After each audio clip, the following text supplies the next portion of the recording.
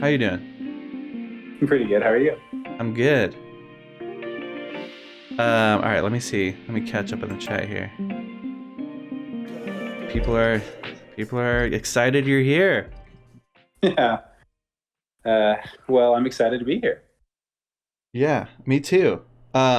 So yeah, me and you are homies, our real life homies, IRL homies, local IRL for homies, sure.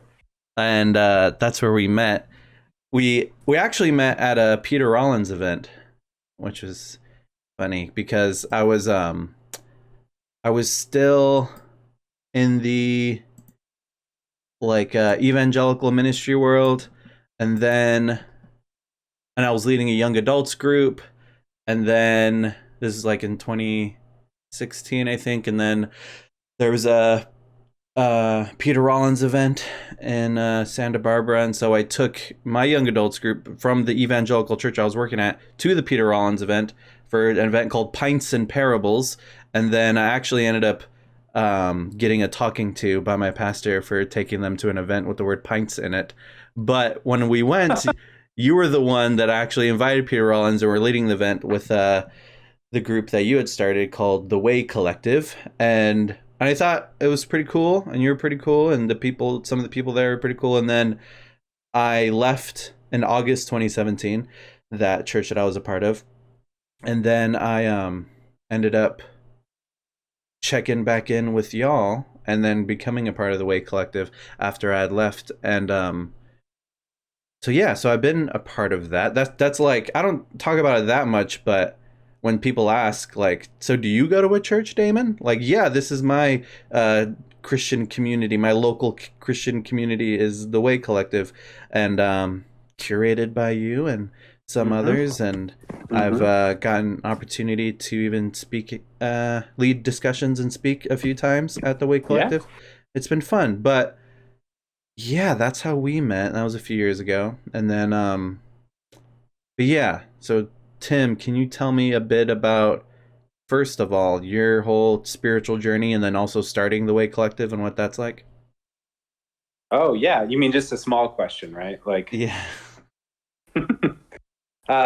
yeah. So, my story is actually pretty similar to yours in terms of the transition and the exit out of a certain kind of Christianity. It's becoming less and less uncommon, I think, for many of us to be migrating in that way. But I mean, I worked in the evangelical world, megachurch world, for a bit, but it was at a Presbyterian church, actually at a PCUSA church. And yeah, while I was there, I was a college pastor at the time, and I was in seminary doing my master's work, and I got diagnosed with cancer myself in the midst of that, deconstruction, where the ideological constructs are falling apart and you're asking new questions. And so right smack dab in the middle of that, trying to integrate new ideas, I sort of had this existential experience of suffering and finitude and mortality. And it just really quickly, caused me to ask a whole new set of questions. And like many of us, had to start reading off the prescribed reading lists, and having conversations outside of my church and my seminary and my life group and my family and my friend groups at the time, because they weren't really hospitable places to diving into the depths that I was inquiring of at the time. So through that, it ended up that job ended at that church. There's a longer story there that we can explore sometime if you'd like.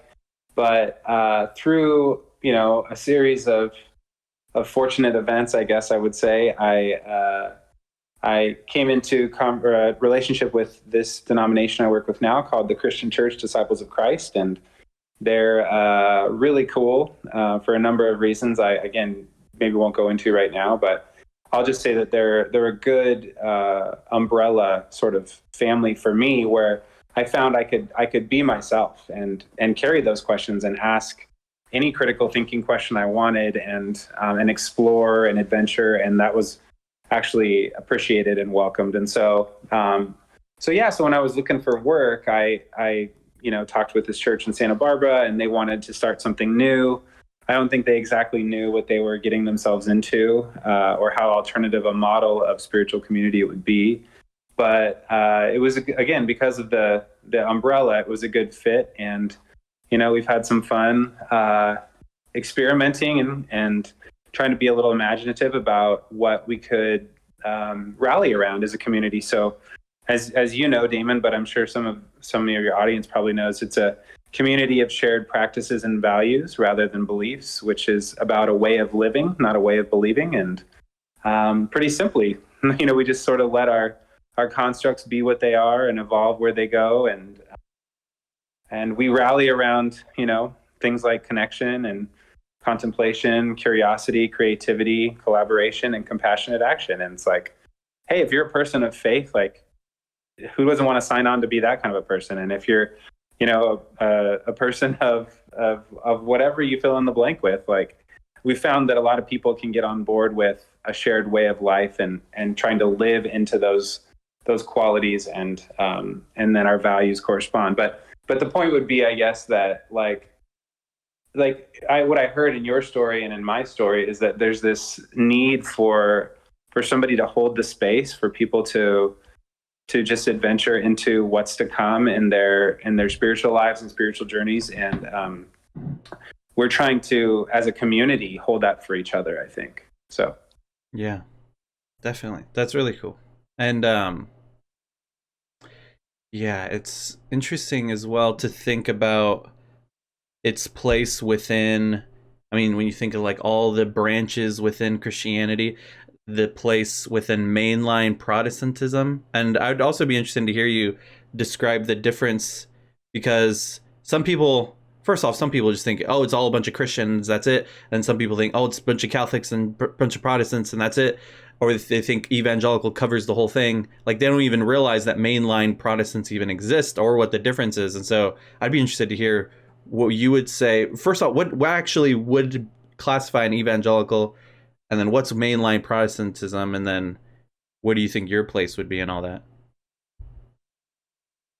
yeah, so do you want me to contextualize it in America? Like, because evangelical means a lot of different things, but here it means something I think very particular.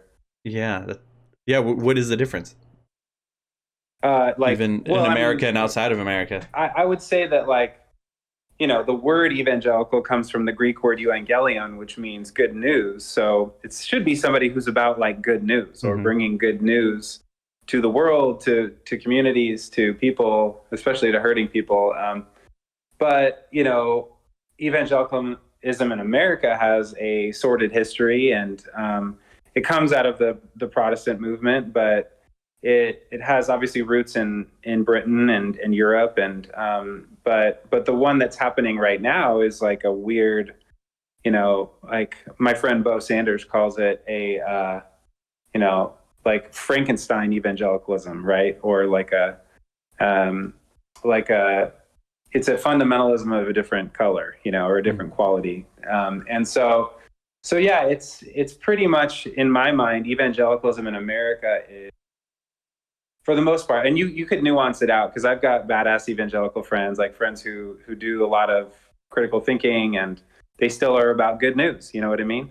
But for a lot of people, it's become a form of Christianity that's been in bed with power and capitalism, and what we like to say, instead of those 6 C's I mentioned earlier, that our shared practice is like crusade, coerce, convert, conform, and colonize, are the ways in which I think that evangelical form of Christianity functions in America.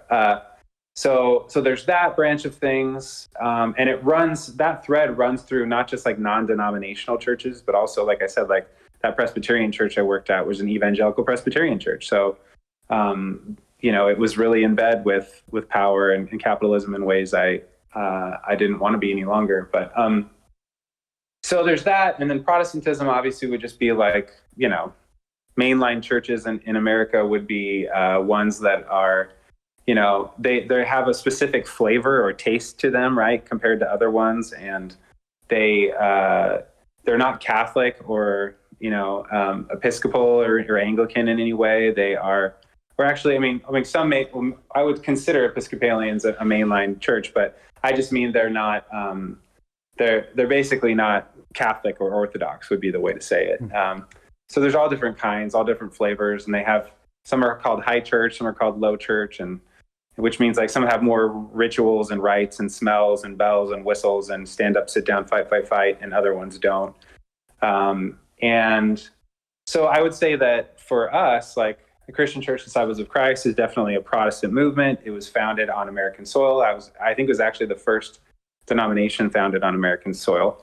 But the way that it was founded was it was a break from the Presbyterians, because the Presbyterians were too exclusive with their communion. And so the disciples, or DOC as we call them, like they're like, I think everybody should be able to go to the table if they want to. And so basically they had this idea for having an open table for anybody who calls themselves a follower of Christ. So in whatever manner they do that. So along with that, the denomination I work with is like everybody gets to read the Bible for themselves. So there's no uniform or authoritative way to read it, right? We're very social justice oriented. So heavy emphasis on the Poor People's Campaign that Reverend Dr. Barber works on, picked up the mantle from MLK, is in our denomination. We ordain LGBTQIA plus clergy, very diverse race and ethnicity clergy, especially in our region here in Southern California. We're non-creedal, which is not common, I think, for a lot of Christian movements, which isn't anti-creedal, but saying you don't have to affirm all the creeds to be a Christian. So there's a lot of hospitality there that I don't think is a part of every Protestant tradition, and it's definitely not a part of the American evangelical movements. And there's a whole like coercive, I think element there, but generally, like where we fit, I think, is asking questions about like what is the need for post or meta modern people, and how can we again hold a space or open a space where people who are exposed to everything the Enlightenment had to offer and are a part of a society that's going to become increasingly secularized and are a part of a time where you can curate your own spiritual playlist. You can grab bag any practice, any prayer, any meditation, any yoga, any teacher you want to listen to. You can curate your own spirituality. Like how do those people find each other? And then how, and then the question of how do we engage with the Christian tradition and how do we center around that story? I think that's where our denomination has a little bit of room to just play and experiment. So, stop me if I'm going too long, but I was just trying to explain what you asked. So, yeah, I also wanted to say how in the early 1900s, with the rise of, post-Enlightenment and modernist scholarship and going through the Bible and looking at, okay, with the knowledge we have now, this couldn't have happened, this couldn't have happened, this couldn't have happened.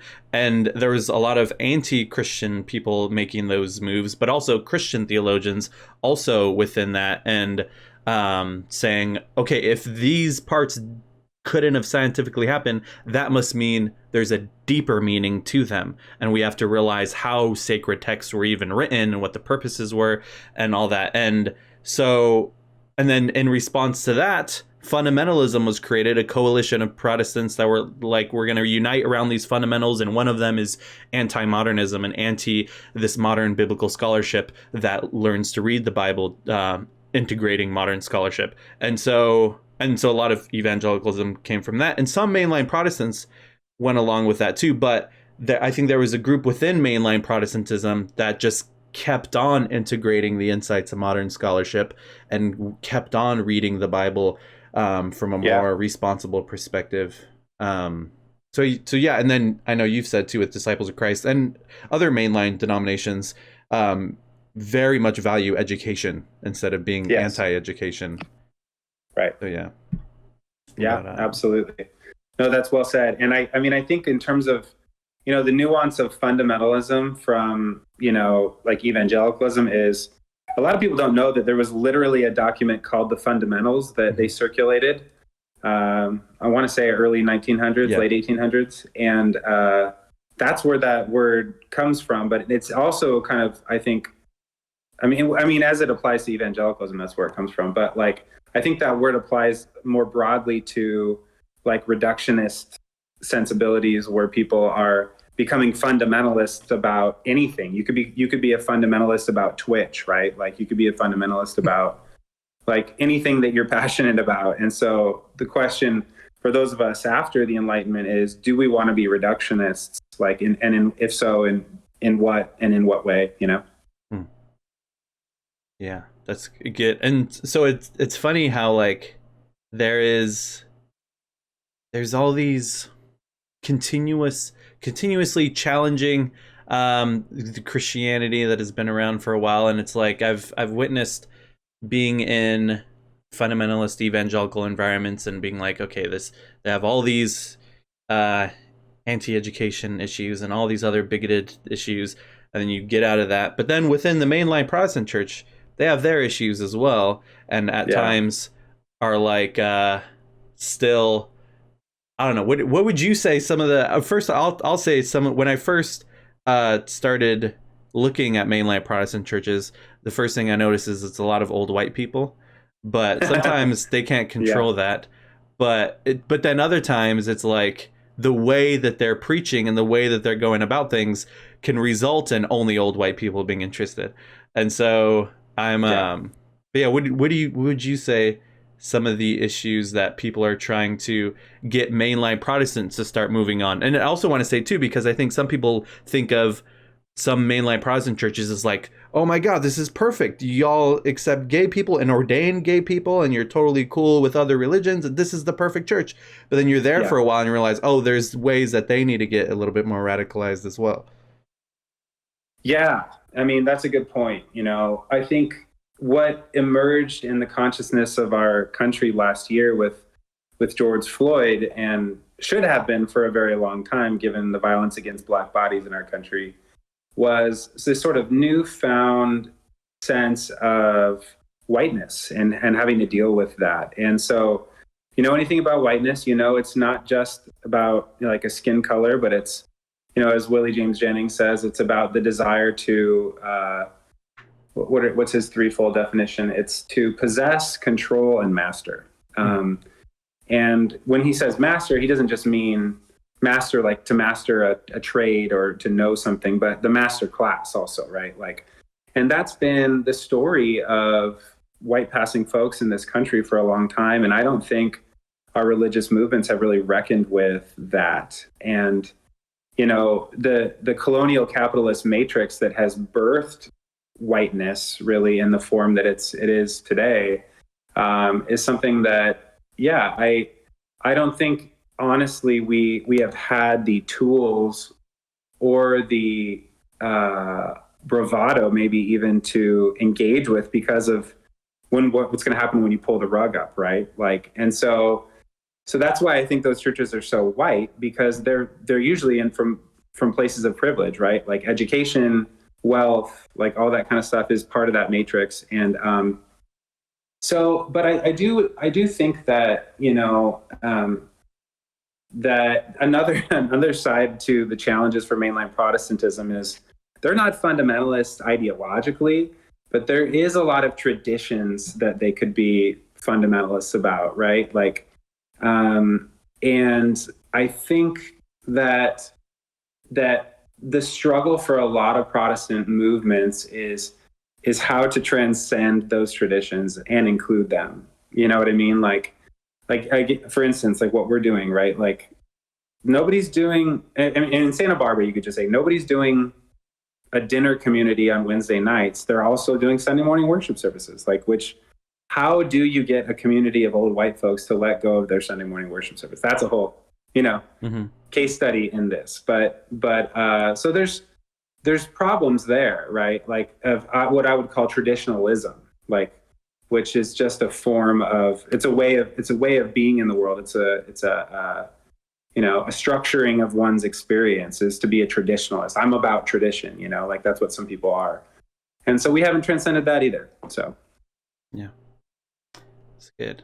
I wanted to talk about process theology because oh yeah, that was something people I forgot are about that. people are talking about process. It's What people? people on Twitter. It's Yeah. so weird being in the position I'm in because I'm like I witness like online leftist discourse and all Yeah. that, all the drama that may come with that, and then also like theology discourse and all the drama Right. that comes with that. Right. And so if I ever tweet something that addresses one or the other, half of my following has no idea what I'm talking about. And Right. so I usually don't. It's usually all nonsense anyway. And it's like I want to I heard of process theology early on when I was just looking at different options as I was questioning evangelicalism. Mm-hmm. And I was and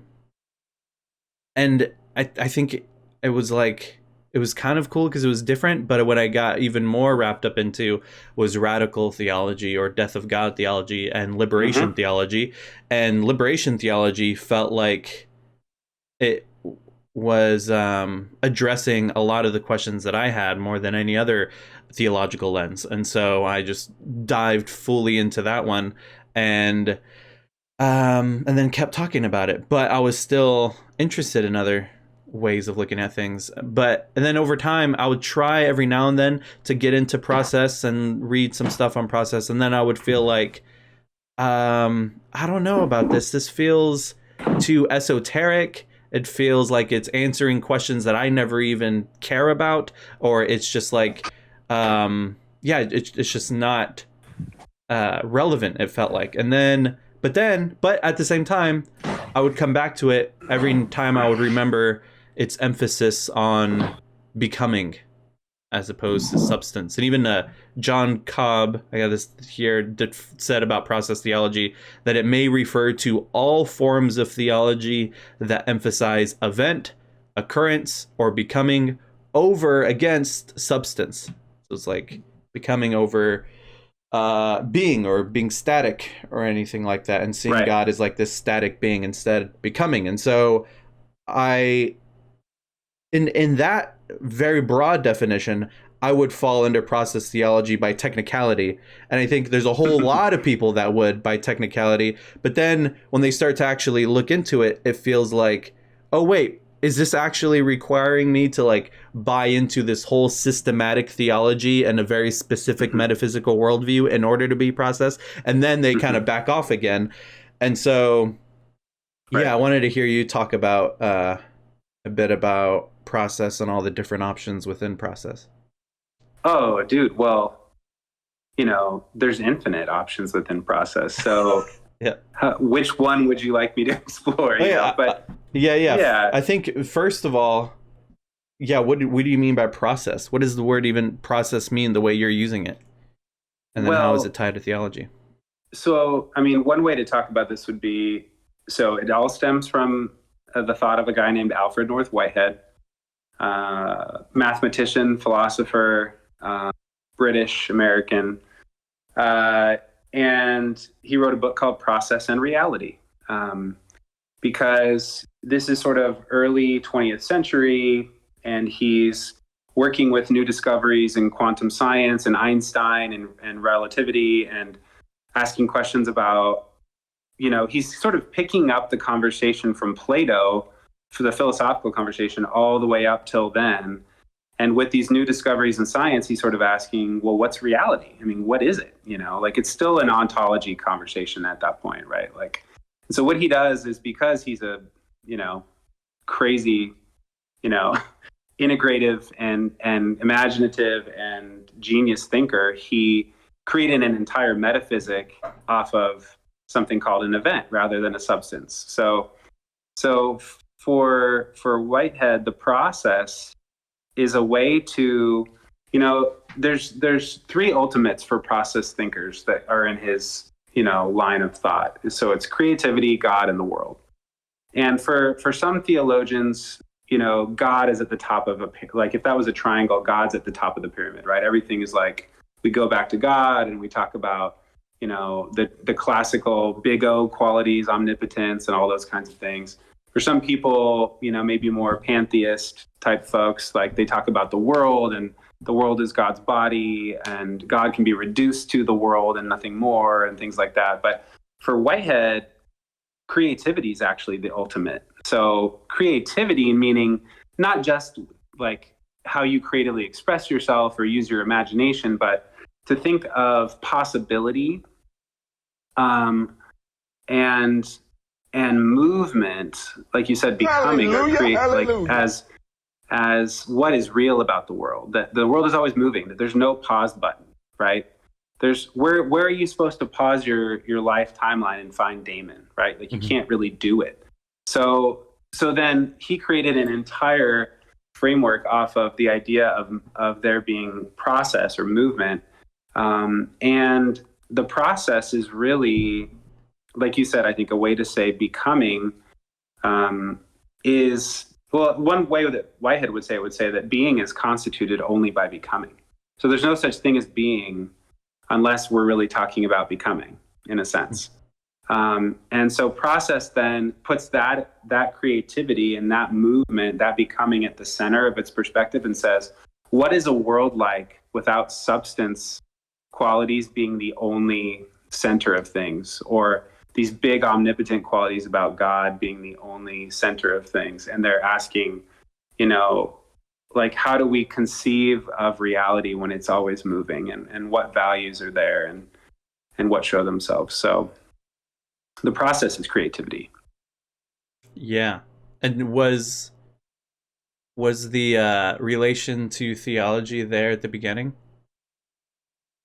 By inference. It was not the intention. So the point, that the thing that a lot of people who only have heard the term process theology and really not process philosophy don't know is that, like, Whitehead wasn't setting out to create a theology at all.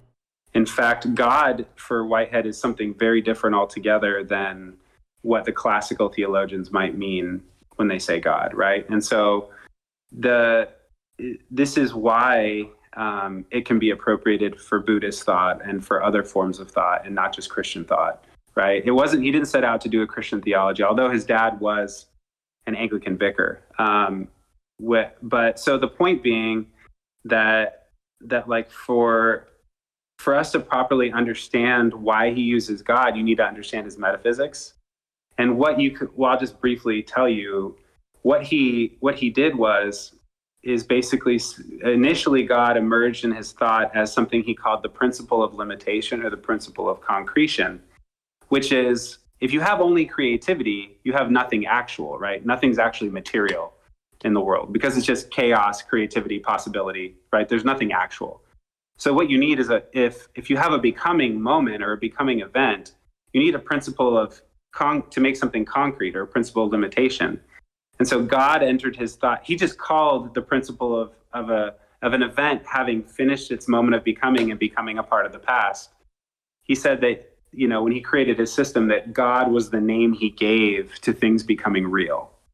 And so for process people, that's one way to talk about God. There's lots of ways to talk about God, but as something that Whitehead needed to complete his metaphysical system, not as an a priori assumption going in that there was some kind of infinite being or something, right? Like, so God emerges as a completion of his metaphysics, and then he gets playful with value, and I would say even poetic or theopoetic about what that means for the process of creation and the world. So.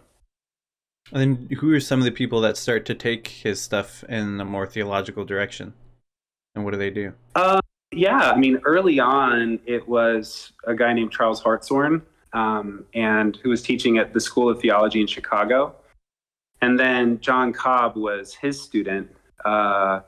And, there's more people than that, but then brought that out to Claremont. And then a more contemporary folks are sort of like Marjorie Suhaki, John Cobb, like I said, David Ray Griffin, more contemporarily like Monica Coleman, Catherine Keller, and others. So there's become, and again, like I was kind of kidding at the outset and said that that there's infinite ways to deal with process, but like the reality is there's process and post-structuralist philosophy folks, there's process and rationalism folks, there's process and science folks, there's so like you can do a lot with it because what it is ultimately is an opening.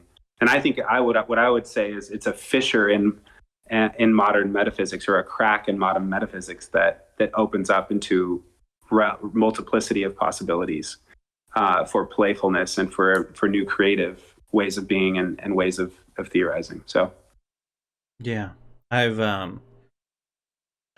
realized that earlier I was saying how like it was difficult for me to find liberation or process theology relevant to my own journey, but I did the emphasizing becoming stuff made a lot of sense. And so and especially talking about becoming in relation and over and against these ideas of omnipotence, omniscience, and all the other big O's. And so doing this work, there's a whole, and the people who are usually in chat is a bunch of socialists and Marxists and anarchists. And so within that world of critical theory, there is a lot of criticizing God as simply a tool of the state to further oppress people. And they, like with Marx, the Marxist tradition, being inspired by Feuerbach, seeing God as simply just projecting all the positive attributes of humanity onto a God, but then that ultimately being oppressive because we are separated from our positive attributes and we must destroy God in order to come back to our positive attributes of humanity. And then Marx took that and said that, and agreed with that, and that's been within the Marxist tradition, that's all we're doing is just projecting our positive attributes but alienating ourselves from our positive attributes by believing in God. And then the anarchist tradition is like, no gods, no masters.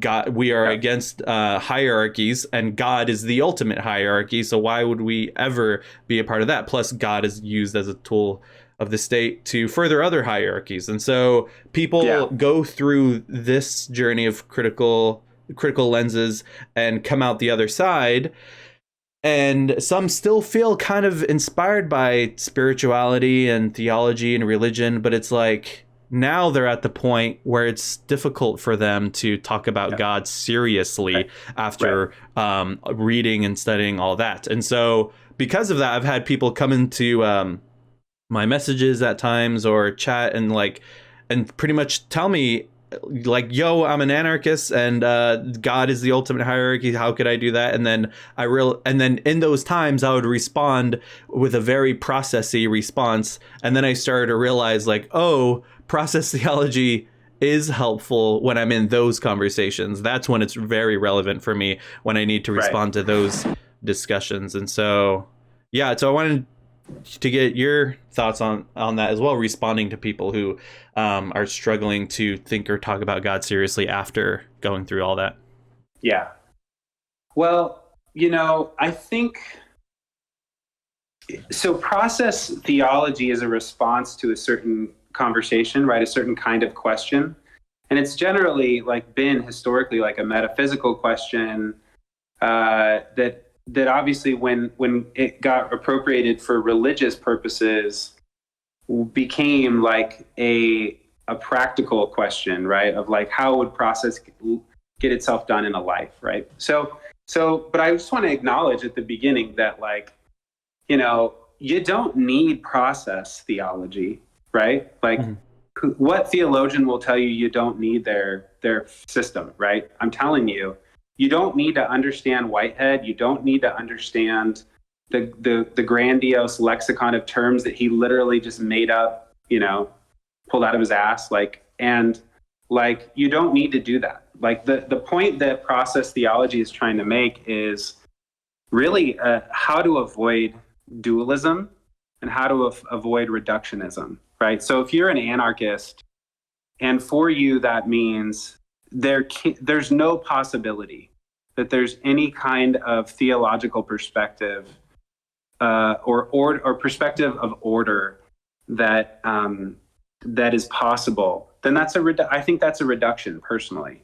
I think that anarchy can be very helpful and get, it has a purpose. It serves a very important purpose for a lot of people. But what I'm just trying to illustrate that what process theology does is it tries to hold a liminal space for non-dualism, for both andness. And like one way to say this, I think, when we talk about ultimate things, is the author James Joyce's term, a chaosmos. So it's not just chaos and it's not just order, right, that we have.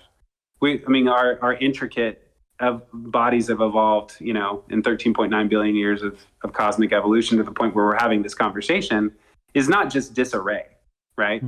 And so there's both, because there is chaos, there is entropy, there are forces that are at work that are destructive and deconstructive. And so for us, it's kind of like, how can we see the value and the truth in a perspective like anarchism or Marxism, and how can we be conversant with it, and how can we hold a space for what we would call in the process world mutual transformation?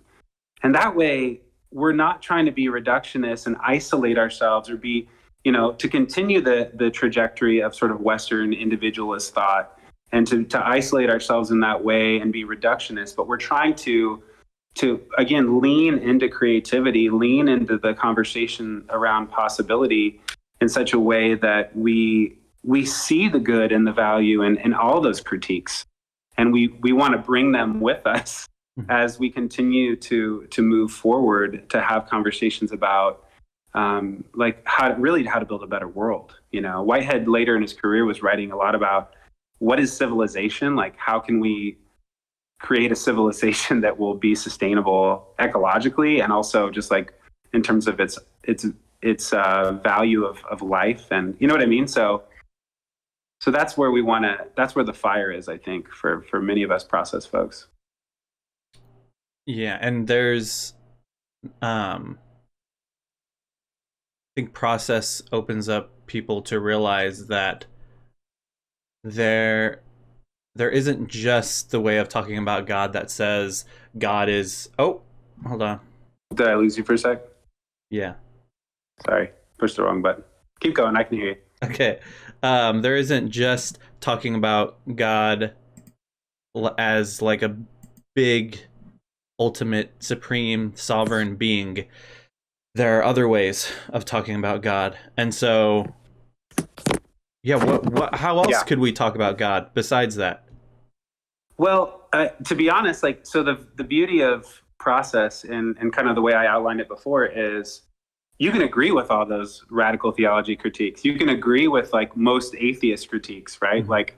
Like I always joke around and say, like, we're all atheists, like, why don't we just say that? Like, if you had a list of 100 concepts of God in front of you and you had to check the box on the ones you believe, we'd all be atheists to 99 or out of 100, right? Mm-hmm. Like, so we're atheists, but there's also, that doesn't, it doesn't result in the fact that there's no possibility for an opening, a divine wounding that might open us to some other possibilities, And so I think generally, like, one way to, and I think we talked about this on your podcast at some point, your old podcast, but one way to talk about the traditional or classical view of God is that, again, God has those big O qualities, right? And those were sort of holdovers from Greek philosophy, because those aren't even Hebrew ways of conceiving of God. And those sort of got applied to the life of Jesus and the theology that developed in and out of the Christian New Testament.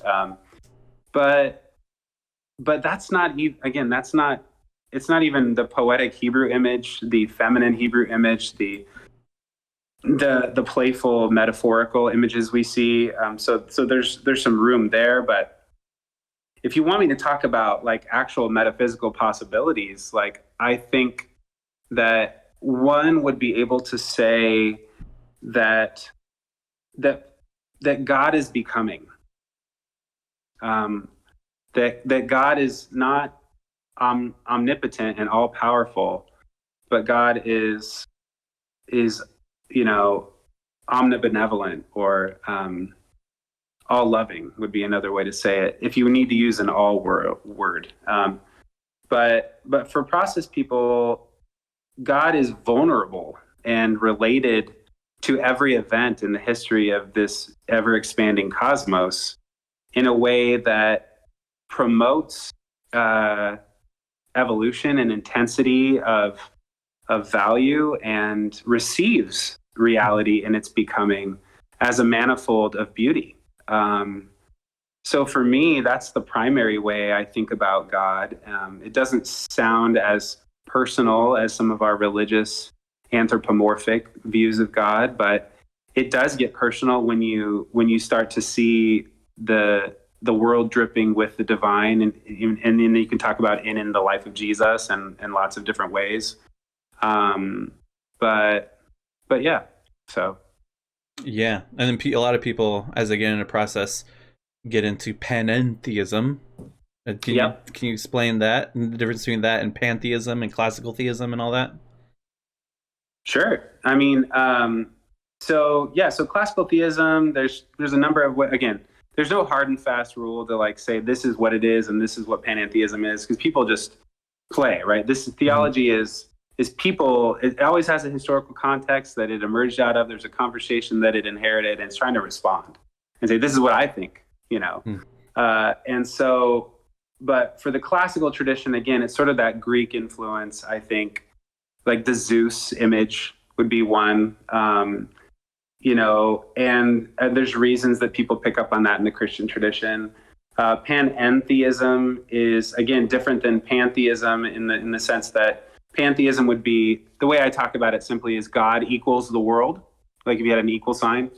Panentheism would be God is greater than the world, which means that there's always that everything is not God, period. Everything is in God somehow, or that God is, there's a little bit of God that, that's a beyond what is in terms of the material world.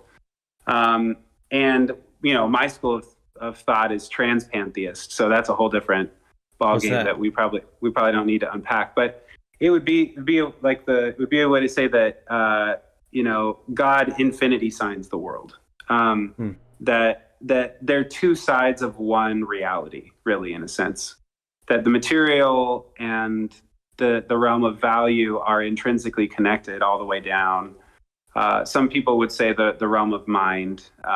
We're talking in categories here that we don't. I mean, again, we can explain whatever we need to, but transpantheism would be to hold a space for God's becoming and the world's becoming as both having receptivity from both sides. Again, and I'm talking in sides just to illustrate it, but this is really one. It's a non-duality, and that both sides have a creative movement forward as well. So, and yeah, but again, there's other ways to do it. But I think more what's emerged into popularity has been panentheism, like you said, that rather than just going with the big O qualities, we're just going to say that the whole world is like, soaked with God, and that God's love is maybe bigger and receives the world in its becoming. So. Yeah, and it's not separate. God is not separate from the world. I think that's the big thing. Well, there is a part of God that transcends the world, right? It's not. I don't think you need to necessarily always say it's separate, but it's definitely more than. Yeah. Yeah. And as we start to think of God in this way, as a part of the world and not a separate being elsewhere, it's people. I've seen a lot of people as they get into this stuff. Help them with the question of the problem of evil, and feel like this is the best theological lens that helps them with that question. So could you talk about that too, like what process theology says about problem of evil? Also, someone asked about sin. I feel like you could talk about sin along with that as well. I saw that in the chat. There's the problem of evil classically is not only the problem of why is there evil, but I think more more contemporarily is also like, why is there suffering? So there's the existentialist turn that's asking that question. I think that sin is a question that's predominantly Judeo-Christian in its origin, because in your worldview, you have to find a way to talk about, again, suffering or evil and why things aren't just perfect all the time. So process would engage that. Again, every process theologian does it differently.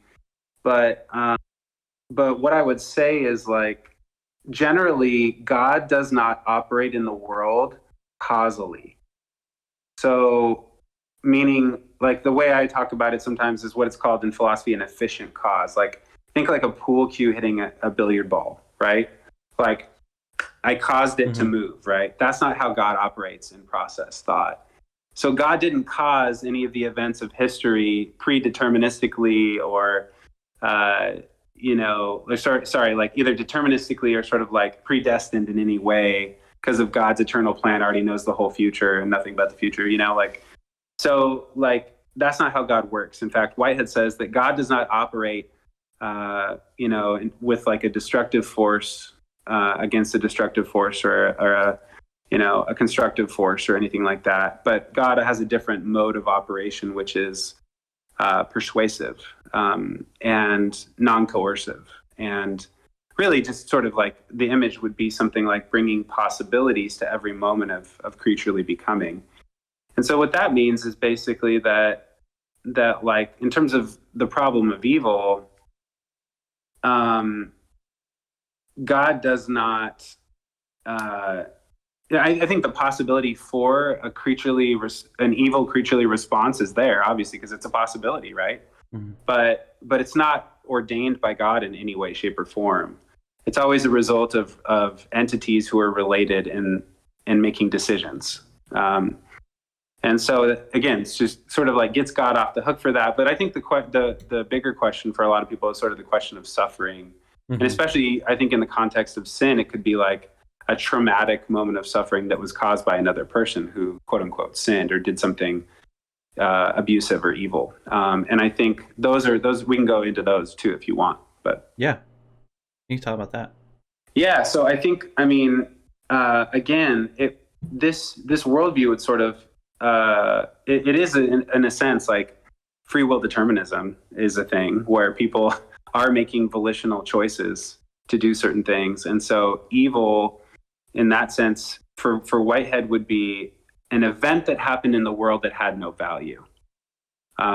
Like the value of beauty that's like a part of everything that is in naturally without trying. In a certain creaturely relation, like you could use a radical illustration like the Holocaust, or a very personal one like an instance of sexual abuse or something, that evil would be that was stripped of any sort of beauty.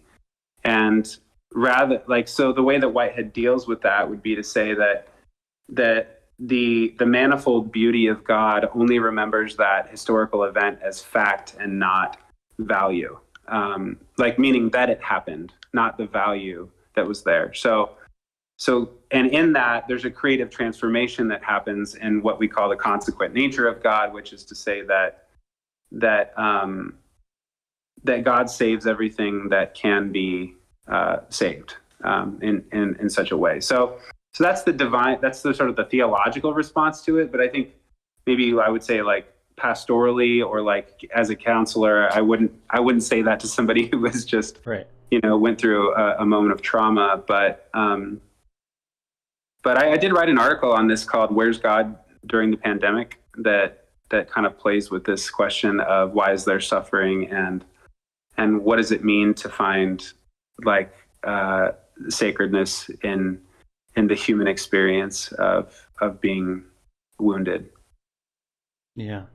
And I think this way of understanding God in relation to human suffering has been helpful for me within liberation theology, because traditionally liberation theology, there is a lot of classical theism, and like Yeah. which is inherent in liberation theology, which is like the God of the Exodus is at the root of liberation Right. theology, which is like Right. intervening in the world and physically freeing people. And it's like, that's inspiring. But then, like, we look at the people that need to be liberated around us, and there is no God sending down plagues to free people. And so there is Miguel de la Torre, which is a liberation theologian and post-colonial theologian. He talks about God as like first and foremost in solidarity with the suffering. And so he won't talk about God is gonna just pray to God and God will physically liberate people, but like God is in solidarity with the oppressed and therefore empowers the oppressed to struggle for their own freedom. And so that perspective has helped me within liberation theology. And just the way I talk about God in general, and how it's like, God is very much a part of the suffering of the world and isn't going to intervene to end it. 100%. I mean, Whitehead said that God is the fellow sufferer who understands. So again, the liberative dimension of that, even for De La Torre, I would say, like, what was his last book called? Like, The Hope of Hopelessness. Embracing hopelessness. Embracing hopelessness. Like, how does that, doesn't sound like a very powerful God, right? Like, but like the point being that, like what is liberative, I think, when we say something like that about God, and what do we do with a God who, if God had that, like the thought experiment would be, if God had the power to do something and doesn't, that says, I personally think that says something morally reprehensible about God that we would never want to say if God was anything like love. And I don't want God to be morally inferior to what I would do in a situation like that. You know what I mean? Like, that doesn't make any sense either. So, you know, my friend Tripp uses the illustration of the bad babysitter, right? Like, if the babysitter was watching your kid and your kid ran out to the street when there was a car coming, and the babysitter could have just run out into the street and grabbed the child, but just let it happen. Like, you wouldn't even let God babysit your kids. So like, let's just throw that trash away, please. You know what I mean? Like, that's how I feel about it. But I don't want to get caught up playing the games, those games, those thought games anymore, like in that regard, because I personally, through my own experience of suffering and having walked with other people, like, don't find those responses very satisfying. Yeah. And I think you were mentioning beauty. I've been reading and thinking more about the concept of beauty lately, and with stuff that I'm working on, and seeing beauty as like something that causes immediate delight in someone when they see it or when they experience it. And it's not because they are useful in any way or can give them something or offer them something or lead to something, but it's just for existing causes delight. And like, that's how I've been like defining beauty lately. And so, and for someone to be beautiful, it means they're full of beauty.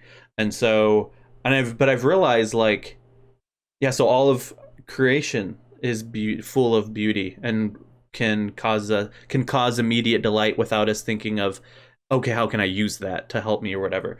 And and I think of like Saint Francis of Assisi walking around and preaching to animals and saying brother sun and sister moon, and just appreciating all of creation without thinking of its usefulness. And thinking of that in comparison to like he was living during the Crusades, which was like trying to take over the world instead of appreciating the world and stewarding the world and redistributing its resources. Instead, it was, let's dominate the world. And so I've also seen certain writers talk about beauty as like in contrast to utility in general, and beauty is the non-utile. And in this world, everything is reduced to its utility, and everyone is reduced to their utility in a world where everything is commodified. And so when we can see with the lens of beauty, then I think that challenges a lens that commodifies everything and that it reduces everything to utility. And so I've realized like how necessary that is and how much people are starving for it. Yeah. And to be seen Yes. for their beauty and apart from their utility, because I think we so badly emphasize our usefulness and suppress our uselessness, the useless parts of ourselves, because we're starving for someone to see us as beautiful, as full of beauty. And so it's like, look how useful I am, and don't forget all the useless parts of me. See me as full of beauty. But when someone could say, no, I value you and love you exactly as you are, despite what you see as useful or useless, that's like what we really want. And so I think, yeah, so in general, emphasizing beauty within the way we talk about religion and spirituality and humanity and values, I think is very important. And so, and I know you also have been talking and thinking a lot about beauty as well. So, well, I couldn't agree with you more. Talk to me your thoughts on beauty. I mean, it's my favorite thing to talk about. So I don't know. Again, I don't know what you want to, where you'd want to go. Why did you start thinking about beauty in general, and also like how would you like define that beauty in general? Yeah, I mean, I think one reason I was so drawn to process thought. Someone in the chat just said, Emily, beauty is like my religion. Yeah, but that's what you tweeted that like a few months ago. I did. Beauty is my religion, and then someone saw that. I was like, can I make that my Twitter bio? And you're like, yeah, exactly. So that's right. Funny. Emily came to that same conclusion. I mean, man, I mean it though. Beauty is my religion. Like Christianity is my story. You know, it's the way that gets fleshy, I think, for me. But yeah, beauty is just it, dude. Like it's not only all that's going on, like cosmologically speaking. Like one way to talk about every event that's ever happened is that it was an event of beauty. Like it achieved a value of beauty.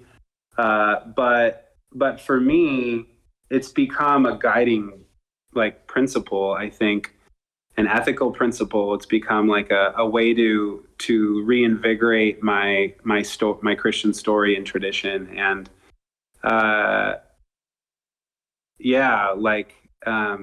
I'm sorry, I just saw somebody in the chat. But you know, von Balthasar said that beauty was the one thing without which the ancient world refused to understand itself. And I think we have lost that because of Descartes and Kant. And beauty now lies in the eye of the beholder, right? So it's become relegated to the individual. Yeah. So rather than it being a natural product of just the nature of things, it's become, well, how do you know, like what you think is beautiful to you. That's cool. But to me, this is beautiful over here. It's like, and there are measurements, like there's intensity and massiveness is what Whitehead says when he talks about beauty. Like there's real intense kind of like, and you know, deep moments, and there's real moments of scope and breadth. And, but generally it's happening all the time.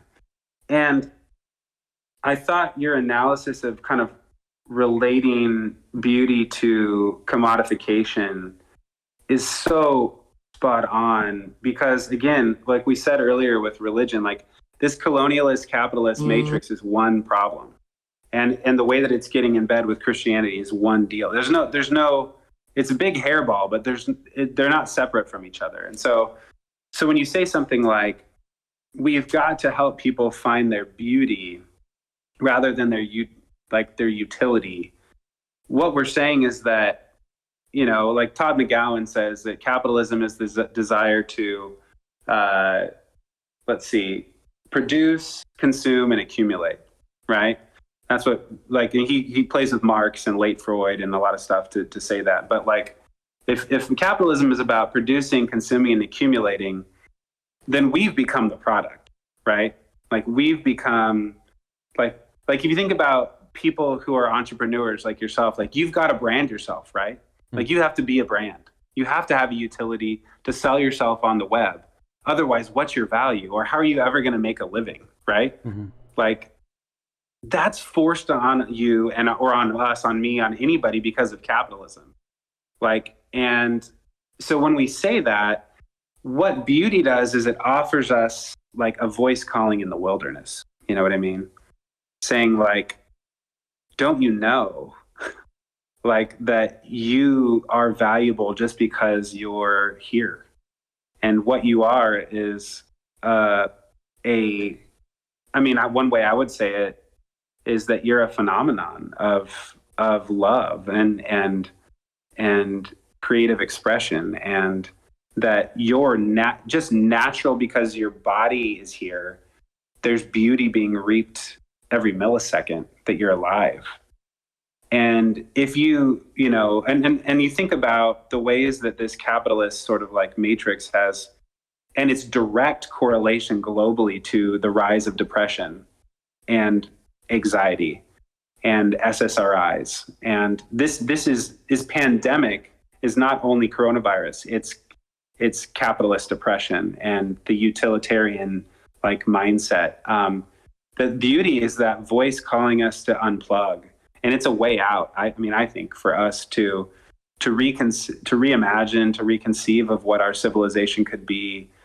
And it plays to the individual because the individual is the location where all this gets done, right? Where all this where capitalism hits home. And so it speaks, I think, to the individual, but it also speaks to our capacity as a species to stop, fucking killing the planet. Mm-hmm. You know what I mean? And things like that, and each other, and people with different skin colors, and you know what I mean? Like, so beauty really for me is a guiding impulse. It's my religion too. Yeah. So yeah. It's good. There's a few thoughts. But. Yeah. And I think it needs to lead, like you said, if we see the planet as beautiful, then let's actually do something about the destruction of the planet. Or if we see people as beautiful, let's actually do something about the alienation caused by the fact that we're all commodified and reduced to our utility. And so it needs to lead to that step where it's like, if you truly believe that humans and ourselves and the earth is more valuable than the system says it is, then let's do something about it, and let's dismantle the system that dehumanizes us all. Yeah. But I also want to say, what I see a lot within process theology, which I think turns a lot of people away, is that it doesn't make that extra step, is that it stops at saying, look, all of it is beauty, everything is becoming, and God is becoming along with creation, and I just have to mentally realize it and then just float along with it, and it'll become, it's inevitable. The becoming is inevitable, and just chill with it. And I think even I think of Hegel, and with his like history being realized, and it's like and seeing it as like an inevitability, and then Marx felt the need to twist his view upside down, or he would say right side up, and say, but it's human struggling that makes things evolve over time. It's not just happening naturally on its own. And so from a certain angle, certain angle, we may say, yes, liberation is inevitable, decolonization is inevitable, the end of capitalism is inevitable, but we have to say, but it's because humans struggle in order to get things done and in order to make justice happen. And so I wish I would see more processy people making that extra step.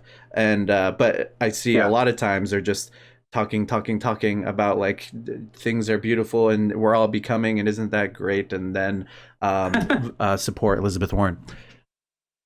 Yeah.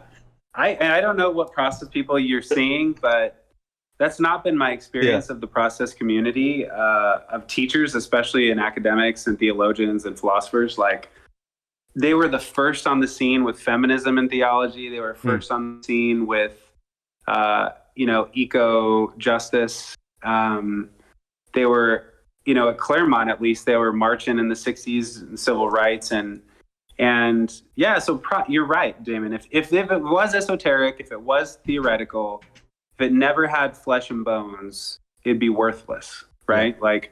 But what process is at its core, I mean, Whitehead even says this, what he's drawing up here is what he would call a philosophy of organism. It's trying to describe what things are. And if you and I are beauty, then the goal is to sort of maximize that in our lives. And we don't do that by going to sit on a mountaintop meditating necessarily. You know what I mean?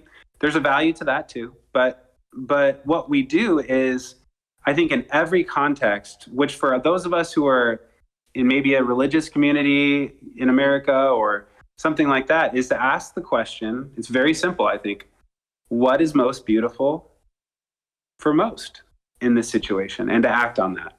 So for those of us who are in the context of colonial capitalist, like, white supremacist America and even forms of religion, what's beautiful is liberation. Mm-hmm. You know what I mean? And enacting liberation, not just praying or thinking about liberation. You know what I mean? Like, is creating liberation together, which is what we're trying to do. I mean, that's why our Way Collective, our new thing is, we're a contemplative community for love and liberation. Like, we've got to be it. We've got to become it, in order for the world to see that there's a way out. And so I agree. If it did just remain that kind of discourse and it remained in the halls of academia, like, let it go. Mm-hmm. But I think it can be both and. I think we can do the hard, rigorous, critical thinking, rational, empirical, speculative work of metaphysics and theology, but it can't end there. It's gotta be fleshy. And this is where, like, Cornel West is probably my favorite person. But but I just mean, like, I just vibe so much with him calling bullshit on the whole romantic project. Like, I think he's on point. Like, but process doesn't need to just be, or doesn't need to be relegated to that. It can be an opening to the possibility of, embodiment and liberation. Yeah. Good. It's I think when we talk about also like metaphysics and I think right in the beginning when I've been saying, like, it was hard for me to find process relevant to me, I think it was because I kept finding stuff like, here's the answer to all your metaphysical questions, but I felt like I didn't have that many metaphysical questions. I felt like exactly I didn't have that, but then I wonder, is it people on the left like to talk about it's impossible to be apolitical. Like, everyone actually does have a politics, and if you say you don't, you're just affirming the politics of the status quo and all that. I wonder, can you say the same thing about metaphysics? Everyone actually does have a metaphysic, whether they say they do or not. I mean, yeah, I think on some level you could say everybody. How would we define ontology. Metaphysics as well? Well, what I would say is maybe everyone has an ontology, right? They have a way of thinking about the world. Like, about what the world is, right? Like, whether it's super high metaphysics, like we were talking about, like processes, maybe part of its irrelevance historically has been how difficult it is to understand. Mm-hmm. But everybody's got a story. Like, everybody's got a narrative. Everybody's got convictions about what the world is. Like, everybody in your leftist, Twitch crew, and, from anarchist to Marxist to atheist to whatever, like, everybody's got a conviction, right? So for me, the reason I even started investigating process was, again, out of my own experience of suffering and wanting to know if any of the theological things I was handed had any sort of relevance to this actual world and my actual experience of being a hurt human, so for me, again, I was already in a grad program, and I was asking certain kinds of questions, and I needed a certain kind of conversation to take me farther, to get me to a place where I could open back up into the world with love, right? So, but again, like I said earlier, not everybody needs those kinds of questions answered. You don't need the high metaphysics. What process is saying at its core is that you are a phenomenon of beauty happening now. But it's not just you alone. Like, you are only even a product of your relationships in this world. Like, and so what ends up happening is like that, I think we get to this place where, and now I've forgotten your original question, but does everybody have a metaphysic? oh yeah, but like where you don't need to have a grand metaphysic. You don't even, and a lot of people in sort of postmodern, post-structuralist discourse don't even want to have a meta conversation anyways, because the deconstruction of like the whole French school and Derridian tradition is calling bullshit on meta anyways. So that's fine, right? There's a reason that happened, because they're reacting to the Cartesian Kantian tradition of dualism and having a linguistic critique of all the language that has sort of propped up this worldview. So yeah, let it go. You don't need a metaphysic, but you do have a way of understanding the world that's probably unique and particular to you, given your history, your relationships, your family of origin, your religious whatever, your non-religious whatever, and that.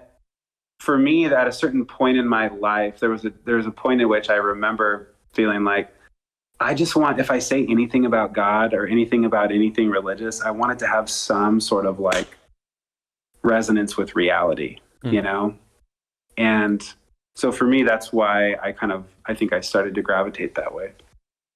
Yeah. That's why I also think, like I said earlier, this is helpful for people who have already thought critically a lot about this stuff. Because if you hadn't thought critically about any sort of theological questions or philosophical questions, it's a lot easier to buy into some traditional classical theists' ideas of God. Yeah, it's just like, sure, I'll believe that. I don't ever think about it, but whatever. But it's like, if you've already started to think critically, you need some better answers. And I'll just add real quick. And sociologically, if all of your life connections, like your family, your friends, your church, your school, your whatever, are all reifying those ideas, you literally can't get out and think about for yourself, right? Yeah. So sometimes you got to like go to Germany, you know what I mean? Or something like that. Yeah. True. And also earlier when you talked about like the good for the most, what do you, somebody asked what is good for, when you say what is good for most, who decides what is good and who is the most? Well, I said beautiful, I think. What's most beautiful for most. Oh, yeah. But I've also heard you talk about we need to do things for the common good. So what would you mean when you say common good? When I say common good, I think I mean that in a hallelujah, in an American context, where we do not prioritize anything common or good. Yeah. So here I'm talking about basically social democracy, or democratic socialism in a sense, I'm talking about prioritizing the commonwealth of this wealthiest country in the history of this globe for goodness for all is what I'm talking about. I'm talking about reforming our economics. I'm talking about reforming our societal relations, prioritizing, the education and, reparation and all the things that will get our community, our American community, I would even talk about our global community, to a place where we are prioritizing our relationships, and not just our white relationships, because that's what happens here is, we live in a country where 3 families own literally half the wealth of this whole country, which I would define that as evil, like we were talking about earlier. But like that, we've got to start embracing our relationality again, our connectedness, which is the common part of it. And we've also, especially right now, got to start embracing our commonality with the natural world, with animals, with the ocean, with the land, you know what I mean, with the soil. And we've got to we've got to realize that, again, that beauty is a good and intrinsic value, and that we're flushing it down the toilet with our obsession with power and wealth and marginalization, and it ain't gonna work. So yeah. And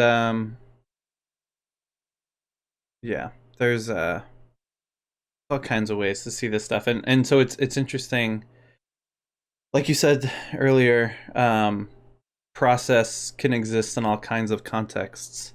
And I think sometimes people think that process can only exist within like a certain political perspective.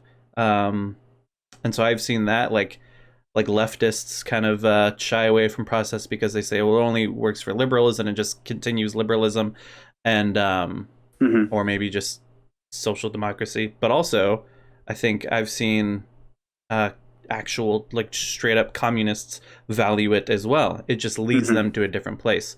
And I think it's like being able to and then I think it comes down to, okay, we see the world as beautiful and we need to resist against the system that dehumanizes and devalues us. And then it comes down to the disagreements of like, hey, what is the human action that needs to go into doing that?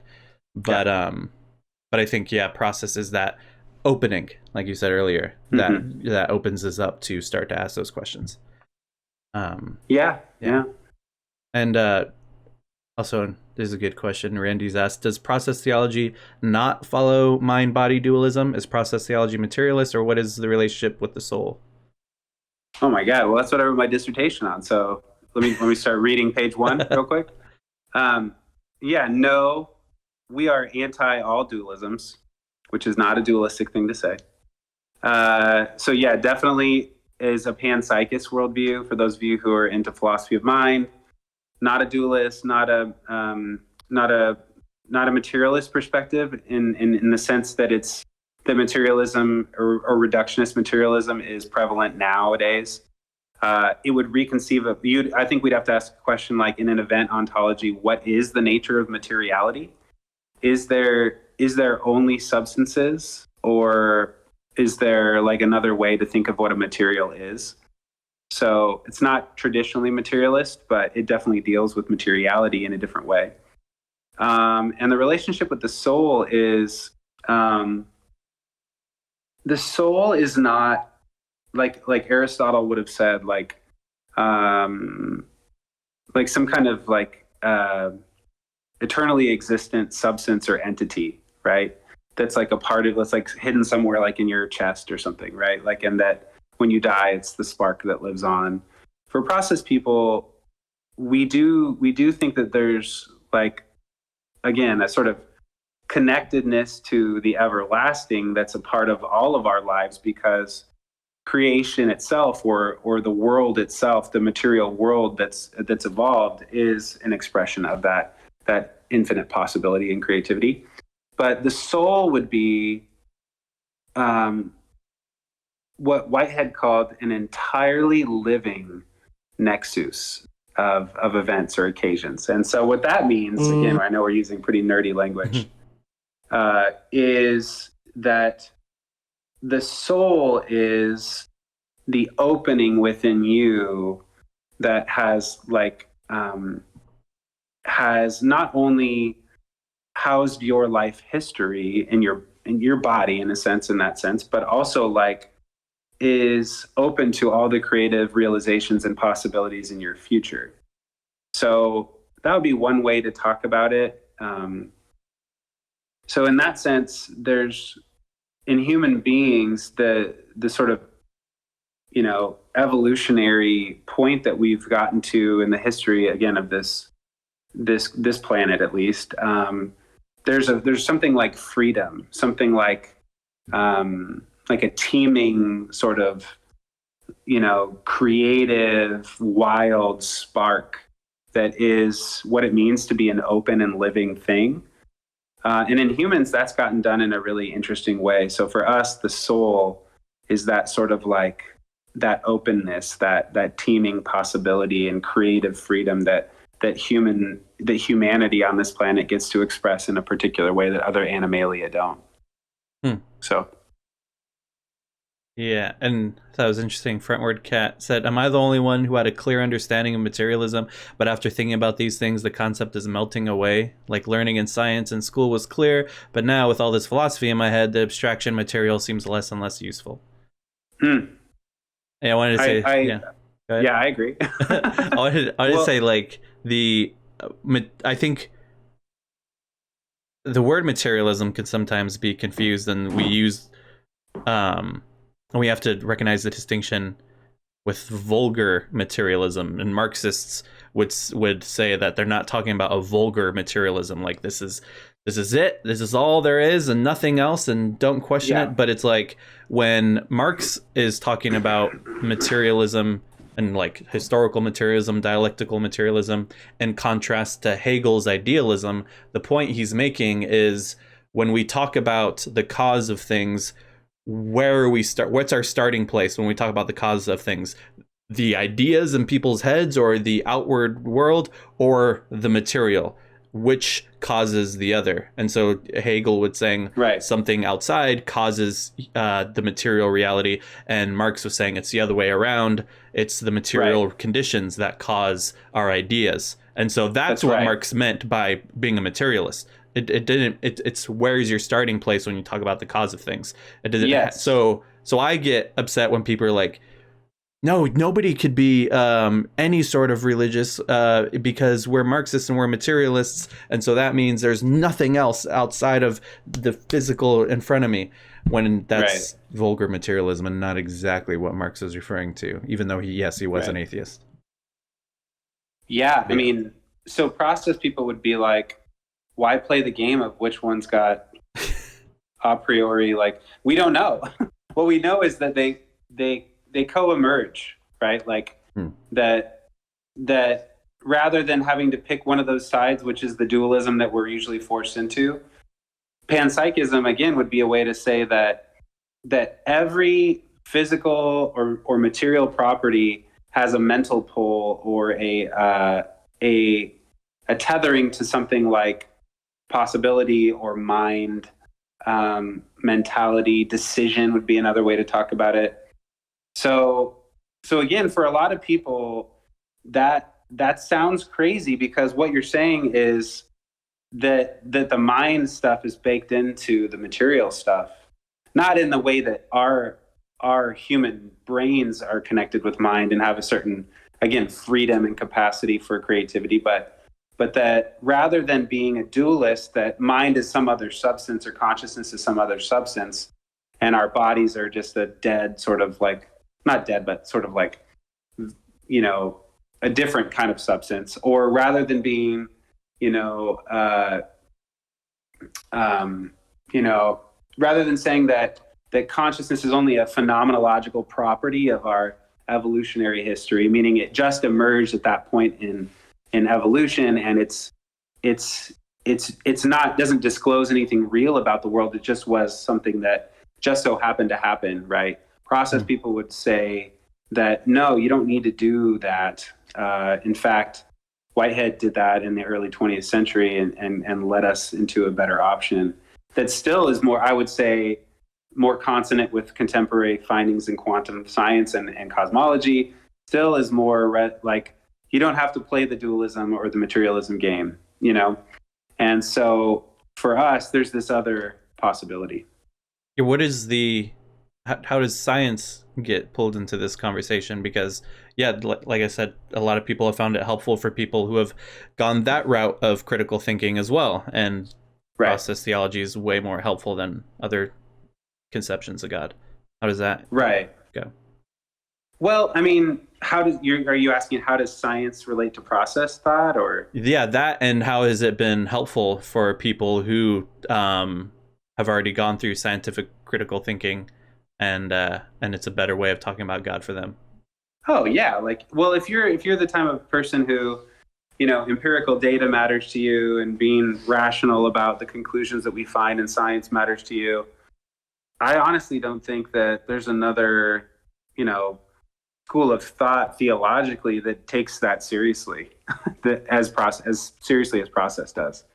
So you're in good company, you know. And again, that's been the sort of uh, the reality since the get-go, because that's what Whitehead did. You know, and that was where it was conceived, really. And in my doctoral work, I worked a lot with this, and I used a lot of Carlo Rovelli, who's a theoretical physicist, work, because he writes so poetically about the findings of quantum science. And, you know, so when you start to read his poetic, like, imagery that he talks about, it's like it starts to evoke in you like this desire for a robust and, you know, like beautiful engagement with the world, in the same way that for me process theology does. And so I find those, you know, the scientific discovery side of things, just on its own accord, without needing any process interpretation, valuable. And, you know, and then I also find process articulations of, like, or what we would say, you know, sort of like theological descriptions of that same reality as also another side of the conversation, you know. Zipikins said, sounds like process isn't terribly concerned with the Christian lore. I know some non-fundy Christians that are all about all biblical things pointing to Jesus that sound like they would struggle with process, yet process treats Christian lore as a gateway of sorts, or like Tim says, his story. What do you think about that? No, I mean, process is not inherently Christian. Mm-hmm. You know, like, it's a philosophical worldview, or a metaphysic, or I would even think the better word is a cosmology. It's basically a cosmology. I mean, like, that's what the lectures that were delivered were on. They were on cosmology. So it's a cosmology that happens to have religious appropriations and can be worked by Christians, by Buddhists, by Jains and Sikhs, and, you know, and Jews and Jedi, and whoever wants to work with it. You know what I mean? Like, and so, you know, if somebody's a more of like a fundamentalist Christian, who's trying to make everything in the Bible point to Jesus, I think they've got another issue that has to do with how to understand the Bible. And I would say, like, that process people. So, like, I grew up with the Christian story as like my story, right? My dad was a pastor. Ever since I was born, it was like I was, you know, like, dedicated at my church, and you know, my parents read me the Bible, and it's what Peter Berger calls my sacred canopy. It's given me that covering, or that desire for seeing the world as valuable or sacred. It doesn't need to for me to be, like, in any way the only way to do that, or the only way to find salvation, the only way to find peace. I can affirm a multiplicity of paths of religious ways of being. But what process does is what I do now, because that's my sacred story. I say, well, because I also think process is compelling. I'd be like, well, what does a process Christian look like? You know, and does process have something? Does that continue to enliven and inspire and take my story to new places that are beautiful? And it totally does. And so, yeah. So for me, like, I don't know what that means necessarily, that Christian lore is a gateway of sorts, but process definitely, like, even Whitehead dealt with Jesus, you know, and critiques of empire, and saying that, you know, the brief Galilean vision of humility flickered through the ages of you know, empire. And so there's ways to relate it. So for me, to be honest with y'all, I would say I would consider myself, like, process probably being more of my my interpretive lens for seeing the Christian story, you know. But I still find Christianity to be beautiful because, again, it can open up and blossom in that way. Yeah. And I think that comment reminded me of, think there's a lot of Christians out there that would hear you say that and say that process people sound like they don't take Christianity seriously, and that they hold it too loosely. What would you say about that? Yeah, I would say, we'd have to, we're being hypothetical. We'd have to be like, well, where do you see me taking it lightly? And then I'll show you how I really don't take it lightly at all. Yeah. In fact, for me, I try to keep a pretty consistent contemplative practice. I do different things, but even this morning on my walk, like and I tweeted about this morning, actually, I think, but Christ for me is the way that I language loving my existence. Does that make sense? Mm-hmm. Like the Jesus story and path that I was baptized into and that I've been ordained into is the way that I tell myself the sacredness of all things. You know what I mean? So I take it very seriously, but I don't take it all literally or need everything to be reduced to a small historical truth. You know what I mean? It's for me, we talk in our community here about stories, symbols, sacraments, and sacred days. Like for me, those stories, the symbols, the sacraments, which are just sort of the practices or rituals, and the sacred days that we observe and to call ourselves to attention of the rhythms of human existence. Like Christianity is my version of all those things. You know what I mean? And I was born in a context that gave that to me. It doesn't mean that it needs to be ultimate for everybody else in the whole world and that I need to be on mission to conquest and crusade everybody until I coerce them to agree with me. It means that it was a gift from my family and my community, and that that a good gift like that should be able to go wherever you go, right? Like you should be able to critically think about any topic, read any philosopher. I do this joke about the library, like what section of the library could you get caught in, and somebody from your religious community would be like, because if it's really life and it's really life-giving and it's really good and it's really beautiful, you can go read anyone, listen to any critique. It doesn't threaten you. It refines you. It opens you up. Like, you know what I mean? So like for me, it's kind of a big deal because I think you're right. I probably would be criticized, and I have been on Twitter, by certain people for not being Christian enough or not being the right kind, but that's all bullshit. Like if you're continually inspired and more at home, like who cares, Right. And I think too, actually real quick, I like this comment, Mr. Rabtastic. But what if that is what beauty is? For me, beauty is to look or grow in my relationship with Christian God. I would say, if we're asking the question of what beauty is to me, we're real close to asking the individualist question that we tried to get away from earlier. But I would expect there to absolutely for you be beauty in looking or growing in your relationship with Christian God. Absolutely. Why wouldn't there be beauty there? Of course there is. Mm-hmm.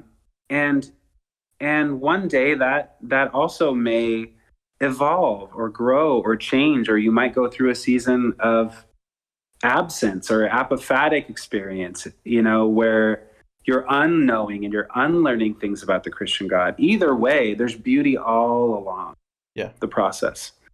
And so if it's beautiful for you right now to be fully committed to a Christian God who is inspiring you to love your neighbor, well, good on you. You know what I mean? I hope that we all can grow in love in that way. Yeah. And what I was going to say is I think sometimes people could get uncomfortable with the openness of process Christians because I think there is a need for, I think, calling people to action and calling people to repentance. And like, I think of in Acts 2 and Peter saying, like, change your hearts, save yourselves from this corrupt generation. And or Jesus saying, like, follow me. But it's difficult for me to imagine processy Christians saying, follow me, change your hearts, save yourselves, come. It's always like, hey, if that is where things lead you, then go ahead. And I think it's like Christians are like, there's so many things that we need to do to call people to directly call people to. But it seems like so many processes Christians are like, God will call them if God so desires. We don't need to call people to anything. What do you think about that? You want to know what I really think is the problem with Christians? Yeah, sure. They mistook the initial Christ event as a one-time phenomenon. Yeah. Like, meaning... Yeah, and like, what do you mean by the Christ event for people? I mean, like, that sort of early, that initial experience of, probably more what I'm implying is maybe like the Christ events that inspired the Christian New Testament. You know what I mean? Like, and they read those stories and they're like, wow, isn't it awesome that at the appropriate time, like, God appointed Jesus to come do this, and like, wow, that happened. You know what I mean? And it was once for all. You know what I mean? Like, it happened one time. And instead of saying like the story I always go back to is from Acts, I think 9 or 10, where Peter, he's, good Jew, keeping all the purity codes and laws, has a dream about the blanket. And there's like reptiles and snakes and all kinds of weird animals. And God says, get up and eat. And he's like, what the heck? I'm not supposed to. You said those are all unclean. So out of his religious observance to his own, commandments from God, he says no, but then he realizes God saying, go and eat. And what God's really saying is go eat with Cornelius, who's a Gentile, who you're not supposed to be around because he's unclean too. So what happens there in that Christ event, right, is an event where love broke him open to see that even what he thought was religiously correct at the time was, and out of his obedience to God, was like, nah, I can't do that. It got blown open because love was saying, go eat with your Gentile neighbor, right? And then what he realizes at the end of that little story is what he says is, I now realize that God shows no favoritism. Like, what? Oh, so like there's no privileged people? You know what I mean? And we're all, of one, one race, one humanity. And so what happens is Christians looked at that story and they're like, wow, isn't that cool that Peter realized that about his Jewishness at the time, and like that he ate with a Roman centurion, and that's so cool. Like, and exactly, new transcendentalist, God rid him of God, said like, yeah, good luck. You know what I mean? Like with that. And what Christians do is we idolatrize the Bible. We think that was a one-time special thing that God gave that Peter that dream. And instead of having love break us open today in a similar manner to say, where are our idols, and where do we need to stop bowing down to the calf of capitalism and colonialism and power and prestige and coercion? And instead of asking that question, which is the Christ event now, right? We just look back to the first one and worship it. It's crazy. Not we. I mean, I don't do that anymore, but I did for a long time. But I just am saying, like, we got to realize that the whole thing is about love getting itself done, breaking us open now. Like the creative transformation of what we would name, again, my religious naming of Christ is got to get itself done now, rather than trying to return to the first century or reclaim the early vision or whatever. Like, we can't just worship the New Testament. We need people for whom love is breaking them open and tearing down walls, and you know what I mean, like liberating the captives. You know what I mean? Mm-hmm. Isn't that the whole thing? Like, it drives me crazy. Yeah, that's true. Yeah, I've something I've also been thinking a lot about is there is this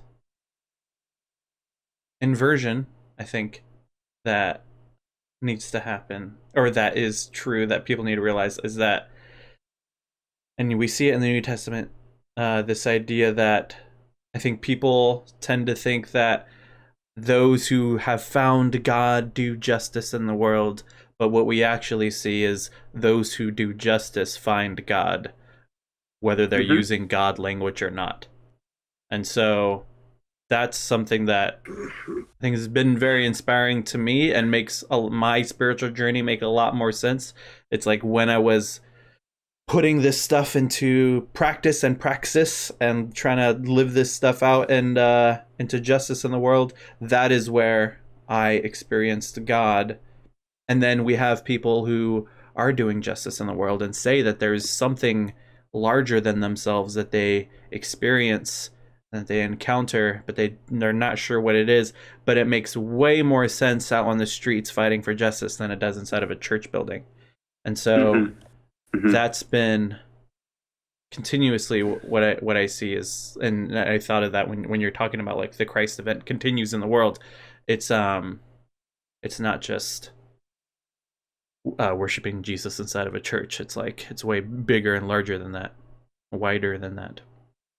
Yeah, absolutely. And I think I called this on Twitter the other day Christolatry. Yeah. Like we've got an entire country of evangelical Christians who have been so influenced by the move for political power that compromises their moral or ethical convictions, that Christ has now become, rather than a catalyst for loving God and loving neighbor, has become an idol of worship that is not actually transforming anybody to be more loving, at least, you know? And I mean, yeah, it's a problem. I mean, you know, I'm speechless, as you can tell. Like, you know, it didn't emerge ex nihilo. It has a history to it. Like, there's a whole story to why it took that turn. But I'm surprised that, you know, because I've been in some of those evangelical, even worship services or things where I've had really unique spiritual experiences that are meaningful to me still. So I'm surprised that people who find themselves on the whole in those kinds of contexts aren't having more of those genuine, like, transformative experiences where love is breaking them open, you know? Mm-hmm. And again, we're using sort of broad sweeping terms, which I usually don't like to do, but I do think when we talk about the voting bloc on the whole, which, by the way, isn't as large as we thought it was. I don't know if you saw that Pew study that came out like near the election, but 15%, of people in our country are evangelicals. Oh, and I didn't see that. Do you know what percentage are mainline Protestant?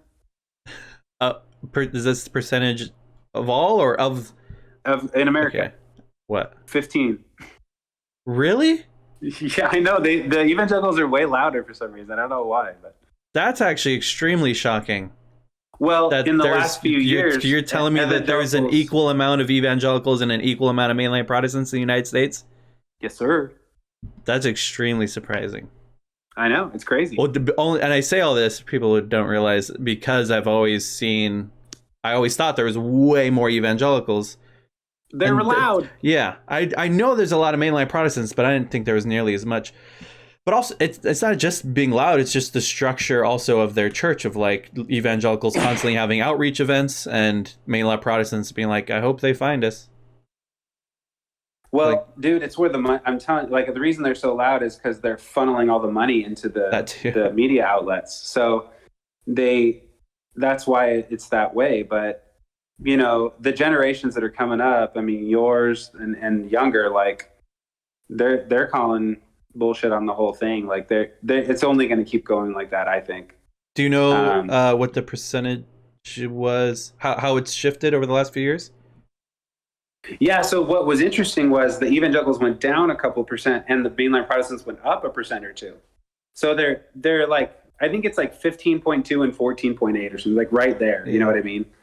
Like, yeah. So that's, I mean, that's good news to those of us for whom the public discourse has seemed very one-sided. Right. But like, well, globally, I think evangelicals definitely got mainline Protestants beat, but I think you're right. But the United States evangelicals are especially dangerous. So yeah. Wow. Very interesting. This changes everything.